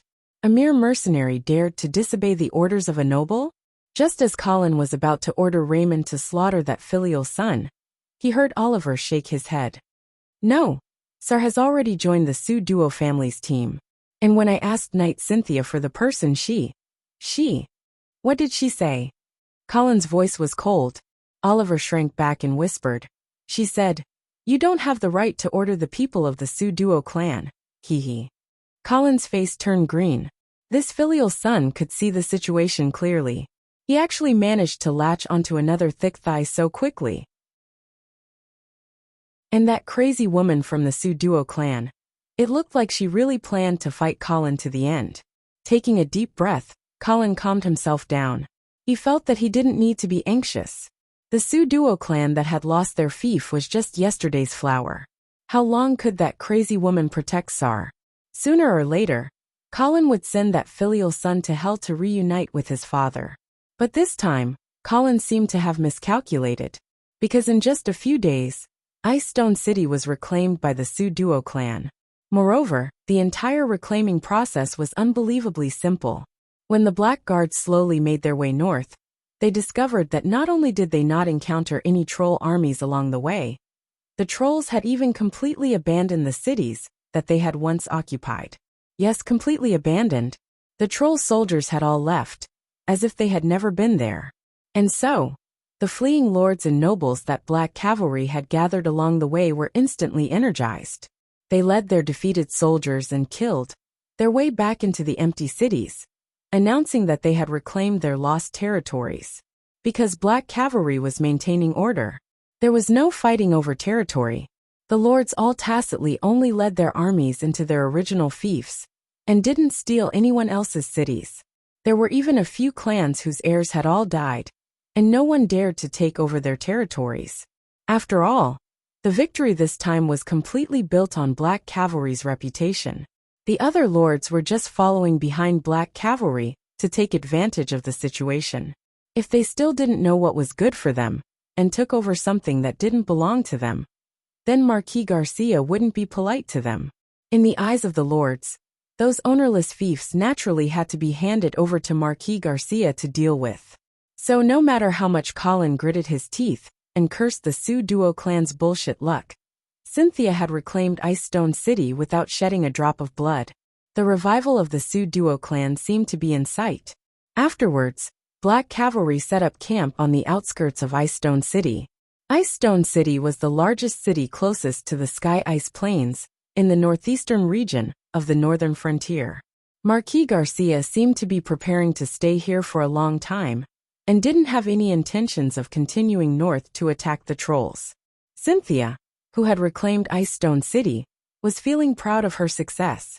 She immediately invited Marquis Garcia and the other nobles into Ice Stone City, and announced that a banquet would be held 3 days later to celebrate this great victory. Colin also received an invitation to the banquet, but he felt that the crazy woman didn't have any intentions of letting bygones be bygones. Although it couldn't be considered a banquet at Hongmen, Colin felt that Cynthia definitely wouldn't let him have an easy time at the banquet. Of course, Colin wouldn't be scared. He really wanted to see what kind of program that crazy woman had arranged for him. He hoped that it wouldn't disappoint him. Oliver. Colin put down the banquet invitation in his hand and called out, "Sir, what orders do you have?" For the past few days, Oliver had been ordered around by Colin like a servant. It could be considered his punishment for revealing Colin's secret of using a fake identity. "I need a set of formal attire for the banquet. Do you know which tailor shop in Ice Stone City can make it?" Colin had snuck out this time by hiding his identity, so he naturally wouldn't bring something like formal attire with him. Hearing this, Oliver hurriedly put on a flattering smile. "Sir Colin, our Tulip Merchant Guild has a branch in Ice Stone City. There are definitely excellent tailors there, who can make a beautiful formal attire for you." Colin looked at Oliver with a smile that wasn't a smile, but didn't say anything, until the fat merchant felt his hair stand on end, and sweat appeared on his forehead. "All right, then let's go to the place you mentioned." "Yes." Oliver let out a long sigh of relief. Ever since he saw the viciousness Colin displayed in his battle with Cynthia that night, Oliver was especially afraid of this heir to the title of Baron. Even though Oliver had faced other nobles with higher titles before, no one had been able to give him such a strong sense of oppression. When Colin didn't immediately agree to Oliver's suggestion, he immediately realized that he had said the wrong thing. That was because the Tulip Merchant Guild was Oliver's territory. When he suggested going there to find a tailor, it was obvious that he wanted to take the opportunity to break away from Colin's control. However, Colin had agreed. This made Oliver even more anxious. The banquet was in 3 days. Time was tight, so the two didn't delay, and immediately went to the Tulip Merchant Guild's branch that Oliver had mentioned. Chapter 35. The Tulip Chamber of Commerce's outpost in Ice Stone City was located in the center of the east side of the city. This outpost occupied a large area and was quite luxurious. "Your Tulip Chamber of Commerce has developed quite well here." "Hee, you flatter me." Oliver could not hide his happiness. "This place is very close to the Sky Ice Field. Most of our transactions with the trolls come from Ice Stone City, so this place is actually second only to the Chamber of Commerce's headquarters." That's right. Although the northern frontier and the trolls were fighting each other to the death, the trade between the two sides had never stopped. War was war, trade was trade. These were two different things. After all, the benefits involved were too great. Even the nobles of the northern frontier were unwilling to stop their trade with the trolls. Of course, not just any merchant had the qualifications to engage in this kind of foreign trade. For the Tulip Chamber of Commerce to be able to get a share of the profits, they clearly had some background. Where is your Chamber of Commerce's headquarters? Fallen Eagle City. Oliver said the name of a city that Colin was very familiar with. Wasn't Fallen Eagle City the city where Colin's sister had married off? And the lord of that city was Earl Oman. So the Tulip Chamber of Commerce's background was actually him. Colin's expression was somewhat amused. He had always suspected that the assassination attempt on him was instigated by this Count Oman, since the great noble behind the Tulip Chamber of Commerce could also be Count Oman. Then wouldn't it be throwing himself into a trap by following Oliver into the other party's sphere of influence? However, Colin was not too worried. Count Oman would not be stupid enough to assassinate a baron's successor within his sphere of influence. That way, he would not be able to escape responsibility. Sir Oliver, it's great that you're all right. I heard that you went to the Mirror Lake main camp, I thought. Just as he entered, a little girl with a face full of freckles shouted excitedly at Oliver. Oliver nodded reservedly. Of course I'm fine. Go find Jack. There's a lord who needs his help making a banquet dress. The freckled girl looked embarrassed. I'm sorry, Sir Oliver. Mr. Jack was summoned into the castle by the Sue Duo family, saying that he wanted to design dresses for the lords attending the banquet. Oliver was stunned. He turned around and said to Colin, Sir Colin, I didn't expect that the Sue Duo family had already arranged it. I believe that you will soon be invited to the castle to have your measurements taken. Really? Colin sneered. He didn't think that the crazy woman would be so kind as to ask someone to make a suit for him. He even had a hunch that this was Cynthia's way of getting back at him. Thinking of this, Colin asked the freckled girl, Do you know how many tailors the Sue Duo family has hired to the castle? I heard that all the slightly famous tailors in the city have been recruited. Many of the adults who attended the banquet this time didn't seem to have brought their formal attire, because they were in a hurry. That's why the Sue Duo family is preparing to rush it. True enough. This time, Colin was finally convinced that the crazy woman most likely wanted him to make a fool of himself over the issue of his formal attire. Seeing that Colin was silent, the freckled girl kindly suggested, Sir, if you need to make a formal attire, Mr. Jack's apprentice is still in the shop. He may be able to help you. Apprentice? Before Colin could speak, Oliver scolded loudly. Let that clumsy guy make a formal attire for a noble? Are you out of your mind? The freckled girl shrank her head and didn't dare to speak. Colin wouldn't feel at ease leaving the production of formal attire to a tailor's apprentice. Of course, he wouldn't go to the Sue Duo family's castle to beg that crazy woman. So, how could he find a suitable formal attire in such a short time? Colin rubbed his chin. After thinking for a while, he suddenly asked, Do you sell armor in your shop? Of course. Oliver hurriedly said loudly. Please come with me. Colin followed Oliver to a room. At a glance, there were all kinds of armors. Sir, these are the finest items collected by our Chamber of Commerce. There are plate armors, chain armors, and even enchanted armors. There are enchanted armors? Colin was suddenly interested. The so-called enchantment was the method of carving a magic circle on the surface of the armor and asking a mage to enchant the magic circle so that the armor would have various arcane characteristics. This wasn't a simple matter. First of all, to carve the complex magic circle on the armor required an extremely high level of forging skills. Secondly, the price of enchantment by a mage was also extremely expensive. Therefore, an enchanted armor could often be sold at a sky-high price. The armor that Colin had left in the Kingdom of Grey Castle was not enchanted. The only set of enchanted armor in the Angeli family was of course worn by his father. Unfortunately, that set of enchanted armor had died in battle with his father and should have become the troll's spoils of war. Therefore, Colin excitedly followed Oliver's lead and came to the only set of enchanted armor in the room. This was a set of pure white armor, carved with beautiful and mysterious lines that emitted a faint icy aura. This set of armor is enchanted with the rank 4 magic circle, Frost Blessing. When attacked, it can explode with frost and cause damage to the attacker. Oliver explained at the side. A rank 4 magic circle. Colin remembered that the set of enchanted armor passed down in the Angeli family only had a rank 2 magic circle carved on it. How much is this set of enchanted armor? Colin was tempted. Oliver turned back and muttered to an old blacksmith for a moment before giving a sky-high price. 50,000 gold coins. How much? Colin had a face of disbelief. One had to know that the entire Angeli family's annual tax revenue was only 3,000 gold coins. In other words, even if the Angeli family did not eat or drink for 10 years, they would still not be able to afford this set of armor. It was no wonder that the rank 2 enchanted armor of the Angeli family was treated as a family heirloom. Colin reluctantly looked at the set of enchanted armor, then decisively turned around. This was not something he could afford. Even if he sold everything he had, he would not be able to afford to maintain it. How about this set? Colin asked as he changed into another set of armor without enchantments. This set is 2,000 gold coins. Colin took a deep breath, feeling a little pained.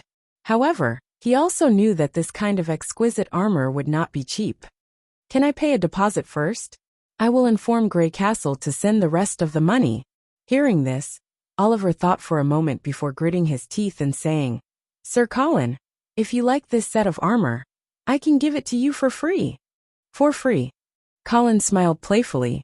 He did not believe that there were free things in this world. Everything had a price. It was just that some prices did not appear in the form of money. That's right, Oliver said in a deep voice. I previously accidentally destroyed your relationship with the Su Duo family and caused you to be injured. Therefore, this set of armor is my apology to you. Sure enough, after returning to the Tulip Chamber of Commerce, this fatty began to think of ways to get out of Colin's control. This set of free armor was actually Oliver's redemption fee. Good. I'll accept your apology. Seeing that Oliver's apology was sincere, Colin decided not to pursue the previous matter.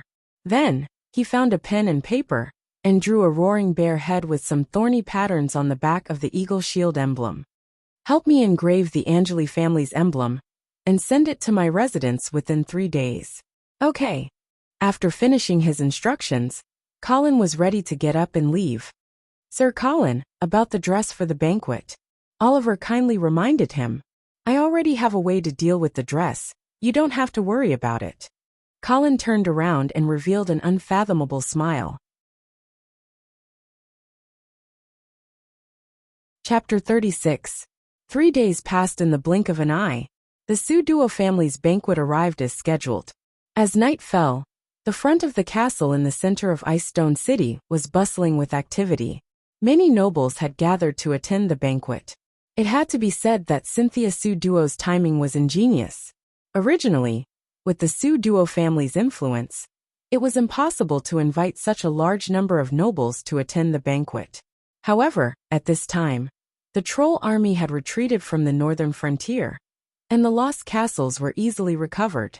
Although it was somewhat self-deceiving, it could still be considered a victory. Moreover, the only 2 marquises in the northern frontier were coincidentally in Ice Stone City. Under these circumstances, unless the Duke of St. Hilda personally hosted the banquet in cold winter, Ice Stone City was destined to become the focal point of the northern frontier tonight. The banquet started at 6, and Colin arrived at 5:30. He had come alone. This was a high-class banquet for nobles, so it was naturally impossible for the guests to bring in commoner attendants. The knight Raymond originally had the qualifications to attend, but he had already been sent back to Grey Castle Town by Colin to report the news. Colin felt that he was now someone who could establish a relationship with the 2 heirs of the House of St. Hilda, so Count Aldman wouldn't dare to be too presumptuous. Therefore, he didn't need to cower in the dark anymore. Thus, he sent Raymond back to report to prevent the family from thinking that he was dead and causing trouble. Apologies, sir, please show me your invitation. When the guard at the castle's entrance saw Colin, his expression immediately became very interesting, and he hurriedly stopped him to ask. Colin took out his invitation and handed it to the guard. The guard hurriedly took it and carefully checked it. After confirming that there was no mistake, he could only let him go. Apologies, Sir Knight Colin, for the trouble. Welcome to the banquet. Please enter. Only then did Colin slowly enter the castle. Along the way, when everyone saw him, they all looked at him with astonishment. Many even secretly pointed at him and whispered about something. Colin didn't care about these gazes at all, and continued to walk towards the banquet hall with his head held high. "Sir Knight, please wait a moment." Unfortunately, he was still stopped by the Su Duo family's steward at the entrance of the hall. The butler recognized the badge of the Angeli family at a glance, so he smiled and said, "You must be Knight Colin, right?" "Yes." Colin crossed his arms in front of his chest, wondering if he should smash the fake smile on the butler's face with a punch. Perhaps the butler had heard of Colin's reputation, or perhaps he sensed danger, but the butler took a step back and said, "I'm sorry, Knight Colin, but you can't wear your armor to this banquet." Yes, Colin couldn't find any formal attire, so he simply wore the armor that he had just bought. Logically speaking, this was indeed quite rude. However, Colin was already prepared. He calmly asked, "Then what should I wear?" "Of course you should wear formal attire." The butler looked at her as if she was looking at a fool. He even began to use his eyes to signal the guards next to him, preparing to chase this rude knight out of the castle. "Formal attire?" Colin sneered. Suddenly, he smashed his fist on his breastplate and shouted, "The Northern Territory has just suffered a great humiliation. The troll army has just retreated, and they're returning unscathed with a bountiful harvest. You all still have the mood to dress up and sing and dance? What about our counterattack? What about our revenge? What about our courage? Why didn't we do anything? I'm just a small knight. I don't have the right to question your decisions. But I feel sorry for my father, Baron Angeli, who died in the front lines. As his only son, I swear that I won't take off my armor if I don't take revenge." The whole hall was silent. Colin's righteous words seemed to have pressed the pause button on the scene. Everyone stared at this strange person who came to the banquet in armor, dumbfounded. Especially the old butler of the Su Duo family. Until now his brain was still buzzing. He didn't know if he was shocked by Colin's loud voice, or shocked by what he said.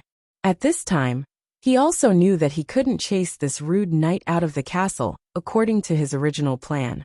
Colin was indeed rude, but he had the moral high ground. Strictly speaking, this banquet did have the taste of whitewashing the peace. But this wasn't because the previous defeat was too sudden, and the giant demon army's retreat was too unexpected. So those lords and nobles who easily recovered their lost land urgently needed a chance to cover up their previous failures and announce their current victory. So this banquet to celebrate the victory was promoted by all parties. But they didn't expect that now someone would stand up and ruthlessly tear this false mask of victory and smash it heavily on the faces of the nobles. Cynthia Su Duo was also in the crowd. She wanted to see the ugly state of Colin, this annoying guy, being chased out of the castle, but she didn't expect that she would see this scene. Cynthia almost clenched her silver teeth, but at the same time, a trace of regret appeared in her heart. This banquet was originally an excellent opportunity for the Su Duo family to become famous, but now, it seemed to have become a joke.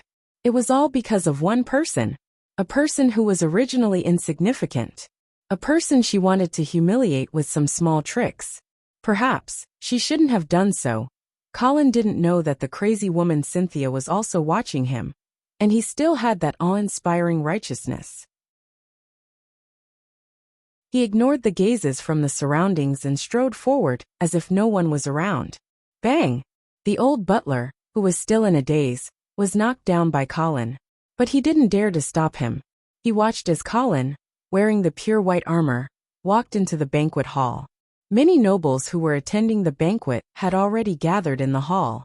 When they saw Colin's figure walking into the hall, everyone had different expressions, whispering to each other and discussing. Obviously, Colin's loud voice had already spread those bold words into the banquet hall. So, he naturally became the temporary focus of the banquet. However, no one came forward to greet him. Obviously, Colin was isolated, but he didn't care at all. His heart was even filled with joy. After all, this was the banquet that crazy woman had tried every means to plan. She wanted to make a name for the Su Duo family. But now, it seemed to have been completely destroyed by Colin's words. There was still some time before the banquet officially began. Therefore, the nobles attending the banquet were still arriving one after another.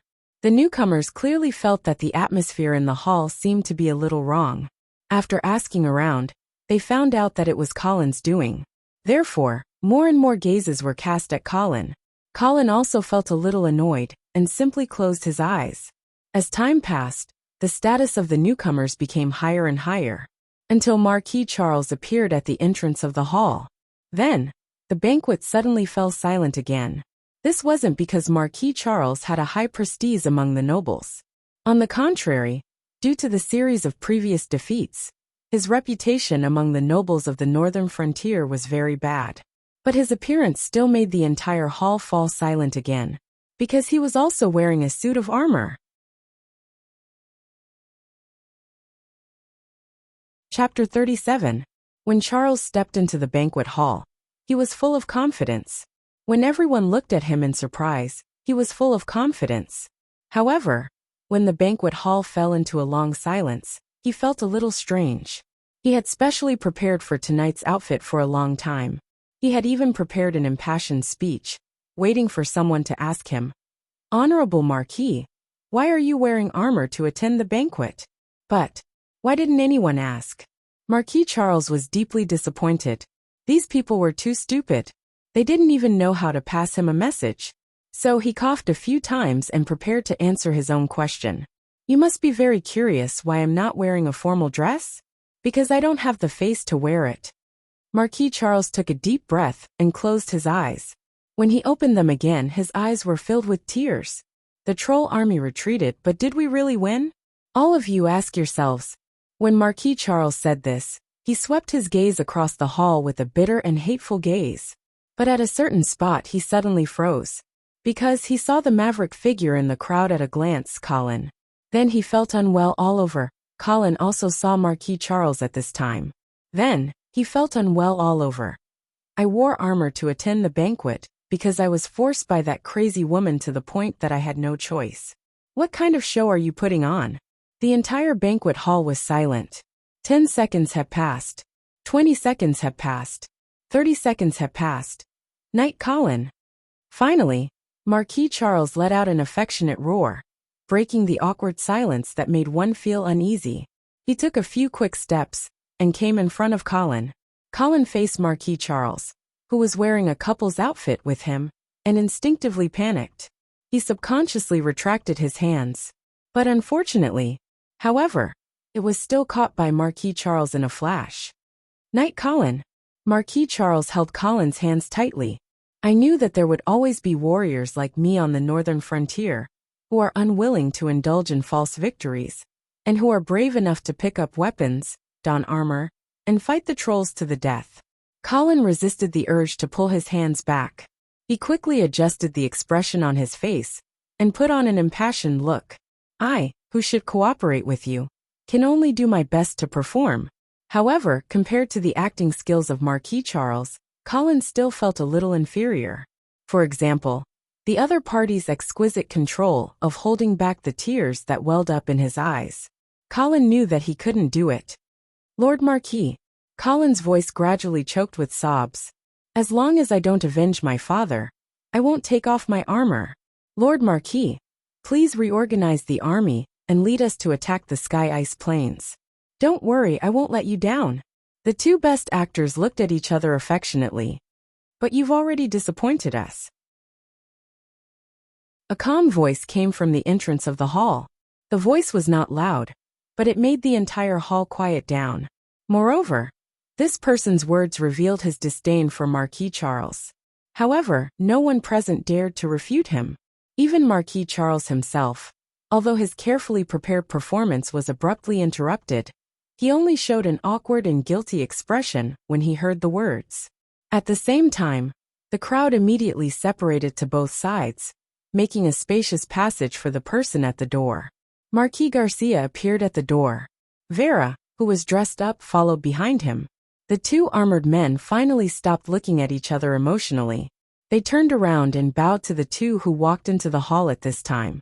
Marquis Garcia was wearing a dark blue suit today. He had a cold expression on his face as he walked quickly through the crowd.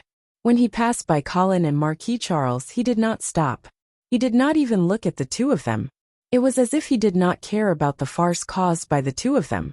As the person with the highest status in today's banquet, Marquis Garcia's attitude was very important. When they saw that he did not pay attention to the two armored men, all the nobles who attended the banquet breathed a sigh of relief. However, although Marquis Garcia was worthy of being the focus of today's banquet, the real focus of the banquet was someone else. At least, all the men at the banquet were looking at the slender and graceful figure behind Marquis Garcia. Of course, Colin was no exception. Vera was breathtakingly beautiful tonight. She was wearing a pure white dress with a slit. Her dazzling blonde hair was draped over her smooth shoulders, and her blue eyes were as pure as the sea. Her height of 1.7 meters was extremely proportionate, and the tight-fitting dress highlighted every part of her body, weaving into mesmerizing curves.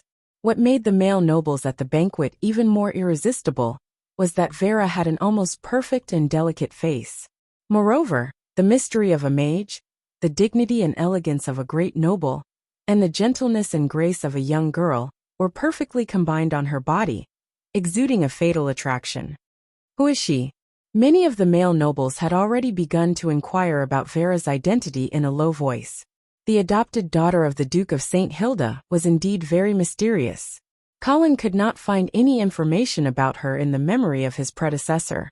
It was as if the Duke of St. Hilda was deliberately covering up her existence. However, Marquis Garcia seemed to be officially introducing this beauty to the people of the northern frontier today. Before the banquet begins, please allow me to formally introduce this beautiful lady next to me. Marquis Garcia led Vera to the high platform in the front row of the hall and introduced her. Vera St. Hilda, the adopted daughter of the Duke of St. Hilda. Wow! After hearing Vera's true identity, the eyes of the male nobles under the stage became even more blazing. There was only one thought left in their minds: to marry her. One must always have a dream.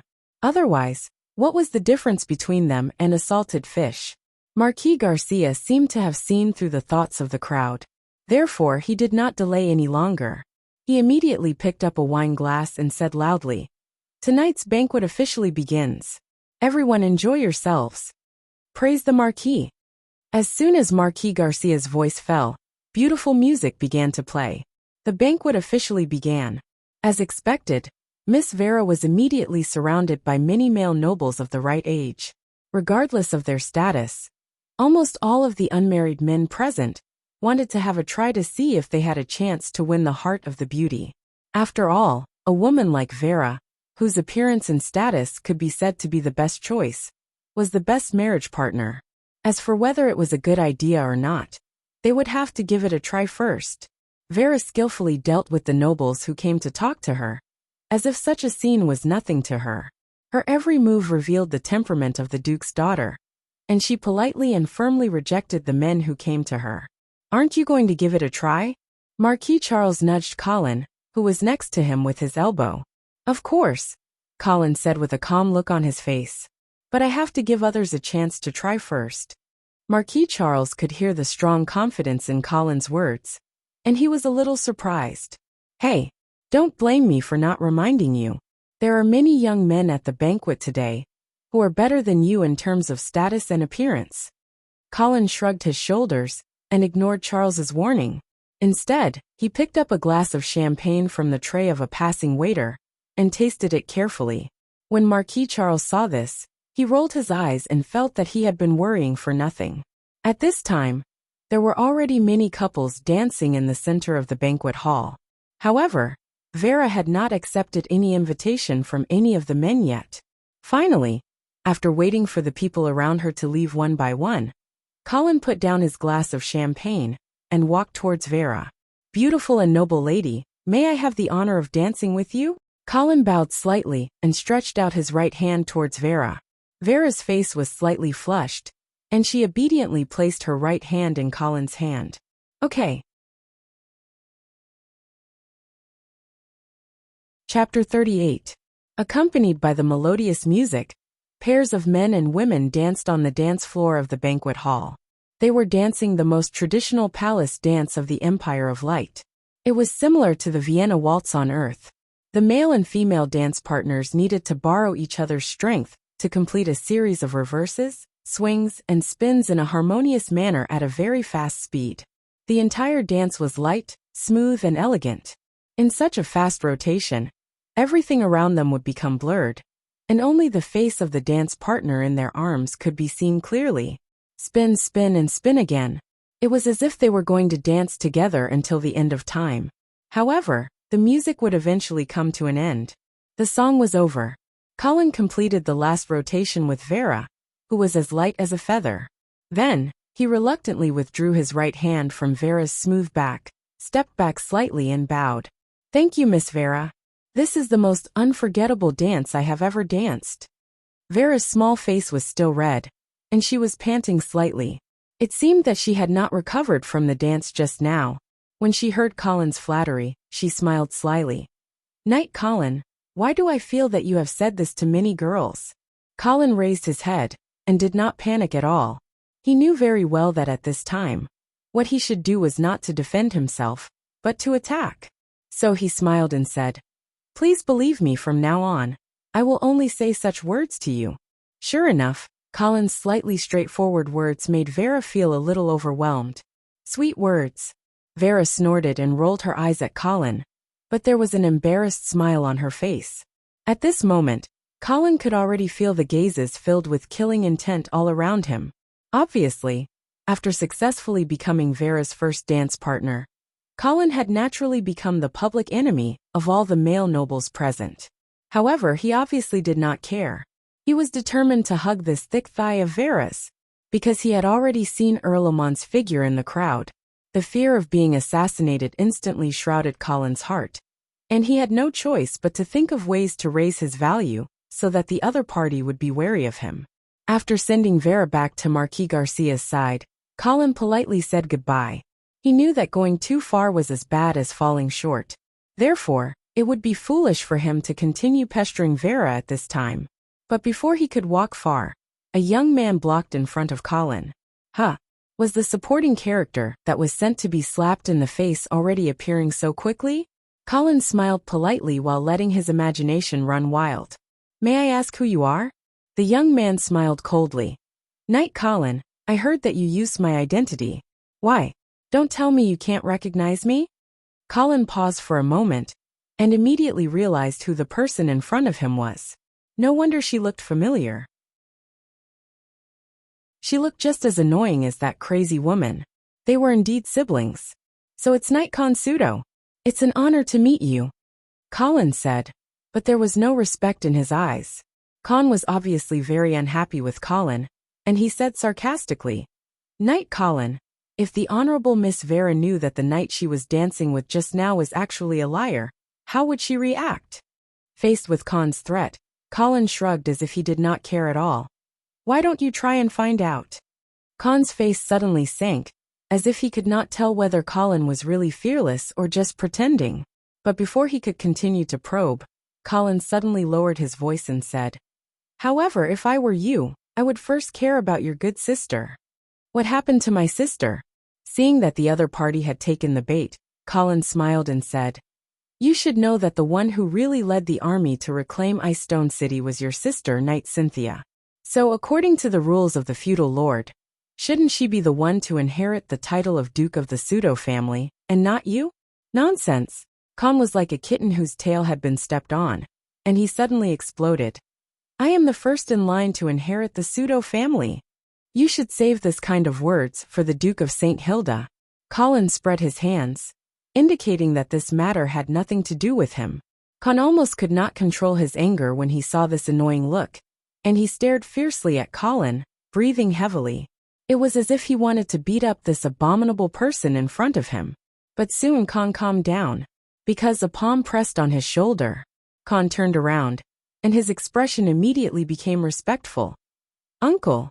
Colin's pupils shrank as he looked at the person who had come, Count Aldman. "Lord Count." Colin carefully lowered his head, not wanting the other party to see the fear hidden in his eyes. Count Aldman was a mature and elegant middle-aged man. He always had a faint smile on his face, as if he was courteous to everyone. However, from time to time, His wine-red eyes would reveal a trace of hidden coldness, indicating that this count was not a kind and nice person. Colin, I'm so happy to see that you're fine. Count Aldman patted Colin's shoulder lightly, his face brimming with a smile from the bottom of his heart. I heard that you were assassinated in Grey Castle. What exactly happened? Who was so daring? Colin raised his head, his face already wearing a friendly smile. The assassin was Knight Carter. As for who ordered him to do it, it's still under investigation. Carter? Count Aldman snorted and said angrily. That ungrateful wretch is a disgrace to the world of knights. Don't worry, I will send someone to investigate this matter. If there is any news, I will definitely inform you. Thank you very much for your help, Lord Count. Colin looked at the righteous count in front of him, and suddenly felt that this person's acting skills were not inferior to Marquis Charles's. Count Aldman chuckled, and said a few words of concern to Colin, as if he was really a friendly elder. Colin also dealt with him carefully, as if he had never suspected that his assassination had anything to do with this count in front of him. Before leaving, Count Aldman lowered his voice and asked, Did you and Marquis Charles discuss wearing armor to attend the banquet together? No, we just happened to think of the same thing. Colin found it strange that the other party would suddenly ask this. Count Aldman said meaningfully, Oh, that's good then. But you have to be careful. Don't get too close to Marquis Charles. Why? Colin asked directly. Count Aldman did not answer, but the Knight of Caen beside him mocked arrogantly. Idiot! Marquis Charles lost so miserably this time, and lost 200,000 northern frontier troops. Does he not have to take responsibility for this? You actually dare to get close. Shut up, Count Aldman growled. The Knight of Caen immediately shrank back, turning into a quail again. Count Aldman turned his head and said to Colin, Remember, our loyalty will always be to the Duke of St. Hilda, not to some marquis. Looking at Count Aldman's departing figure, Colin suddenly narrowed his eyes. Only then did he realize that tonight's banquet seemed to be brewing a dangerous undercurrent. Chapter 39. People were divided into different classes. The nobles were no exception. There were big nobles, small nobles, and knights who were nobles but not completely nobles. This banquet of the Su Duo family was divided into such a clear hierarchy. Marquis Garcia, Marquis Charles, and Vera. These three were the core circle of the banquet. Countless people tried their best to get close to them, but they only dared to greet them for a short while. They did not dare to stay for long. Otherwise, they would be considered rude and overestimating themselves. Outside the core circle, there was a circle led by Earl Alman. There were 3 earls gathered here, as well as the host of the banquet, the Su Duo family. Further out were a group of viscounts and barons. The last circle, which was also the most numerous, was the knights, including Colin. In fact, strictly speaking, Colin was also qualified to go to the circle of barons. However, he had now realized that this banquet was not as simple as it seemed on the surface, so he began to deliberately reduce his presence. He was prepared to be a qualified bystander, although Colin and Marquis Charles seemed to appreciate each other before. If the Marquis was really unable to protect himself, then Colin would never let himself be dragged into the water in order to help him. If it was Vera, then Colin might consider how to save the damsel in distress. But Marquis Charles, who liked to pull people, cry and act hee-hee good luck. The banquet was still going on, but the atmosphere seemed to have quietly changed. The music was still going on, but the center of the dance floor was already empty. Even though he was in the outermost circle of the banquet, Colin had already felt that the atmosphere around him had begun to become heavy. With his enhanced hearing at night, Colin eavesdropped on the discussions of the knights around him. He did not know when it started, but everyone had stopped talking about this lucky victory and turned the topic to their own losses. Indeed, the series of defeats commanded by Marquis Charles had almost destroyed 200,000 troops on the northern frontier. Of these, half of them were under the direct command of the House of St. Hilda, but the other half were the private armies of the various feudal lords of the northern frontier. In addition, the territories near the front lines had been conquered by the trolls. Even if they had reclaimed them now, the trolls would not return empty-handed. Therefore, this time, the lords of the northern frontier suffered heavy losses. Someone had to take responsibility for such a heavy loss. Thus, the topic gradually became unfavorable to Marquis Charles. Of course, the House of St. Hilda still had its prestige, so no one dared to rebuke the House of St. Hilda directly. They could only make a few indirect complaints.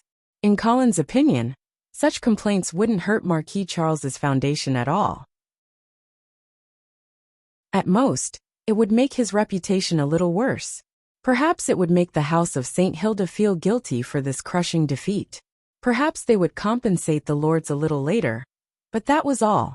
If Count Ullman hadn't been bluffing earlier, this little action shouldn't have been the main dish of this banquet. Thus, Colin continued to wait. As expected, Colin waited for a truly explosive piece of news. Did you hear? This time, Marquis Garcia led the Black Cavalry to reinforce the front lines without the Duke's orders. What do you mean? Are you saying Marquis Garcia sent his troops on his own? That's right. That's why the Marquis stopped in Icestone City. He's waiting for the Duke's orders. Ha! He already sent his troops on his own. Why is he still waiting for orders? Shh! Why are you being so loud? Are you looking for death? Colin was speechless. These people seemed to be whispering, but they didn't try to hide it at all. Moreover, he had already discovered that this rumor had spread throughout the banquet. At this moment, he suddenly realized what was going on with this hidden undercurrent. Without a doubt, Marquis Charles was still the true target of these people. However, he was still the Duke's eldest son, and the House of St. Hilda's prestige was unparalleled in the northern frontier. The lords and nobles who had suffered heavy losses could only be angry at Marquis Charles, but they didn't dare to say anything.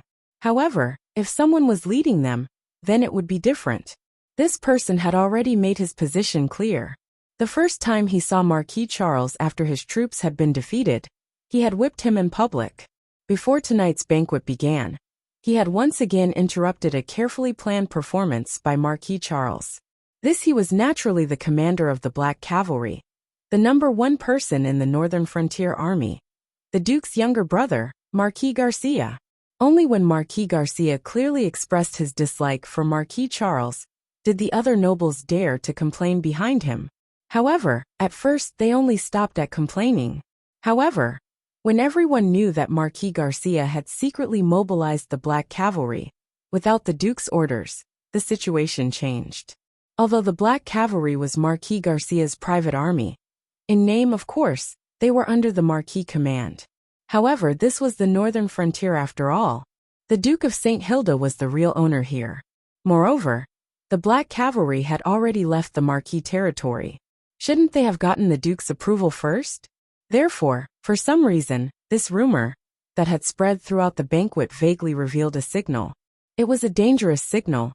Marquis Garcia and the Duke of St. Hilda were not on good terms.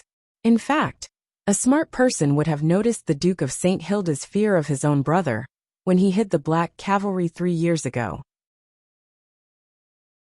However, at that time, Marquis Garcia did not disobey his brother's orders. But now, could it be that after the crushing defeat of Marquis Charles, Marquis Garcia was finally dissatisfied with his brother's nepotism and started to take the initiative to rebel? After all, the Black Cavalry was an extremely terrifying army. Although there were only 50,000 people, no one doubted that in the hands of Marquis Garcia, they could not sweep the northern frontier.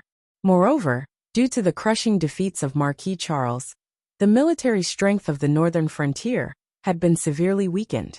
In this way, the Black Cavalry seemed even more terrifying. That was why this piece of gossip had such a terrifying effect. Marquis Garcia had repeatedly humiliated Marquis Charles. Did he really want to teach the younger generation a lesson? Or did he want to take the opportunity to express his dissatisfaction with the Duke of St. Hilda? He then thought of Earl Oman's hint, and the current turbulent undercurrent in the banquet. Colin suddenly realized that a terrifying storm was brewing.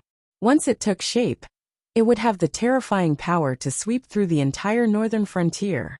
Just as the atmosphere in the banquet was becoming more and more serious, Knight Consudo suddenly appeared in front of Marquis Charles. He first bowed respectfully, then raised his head and asked in a righteous tone, "What's the matter?" "Sir Marquis, I would like to ask, for the crushing defeat of the northern frontier this time, should someone take responsibility for it?" Marquis Charles was stunned. Marquis Garcia was expressionless. The entire banquet was silent. The storm had officially arrived. You're tuning in to the Li Mei's Wuxia Whispers YouTube channel. We're so grateful for your support. And don't forget to subscribe to join us on this incredible journey through captivating stories. Your generosity through donations truly makes a world of difference, as it's the primary source of revenue that allows me to expand and enhance this channel for you. Thank you from the bottom of my heart for being a part of this adventure.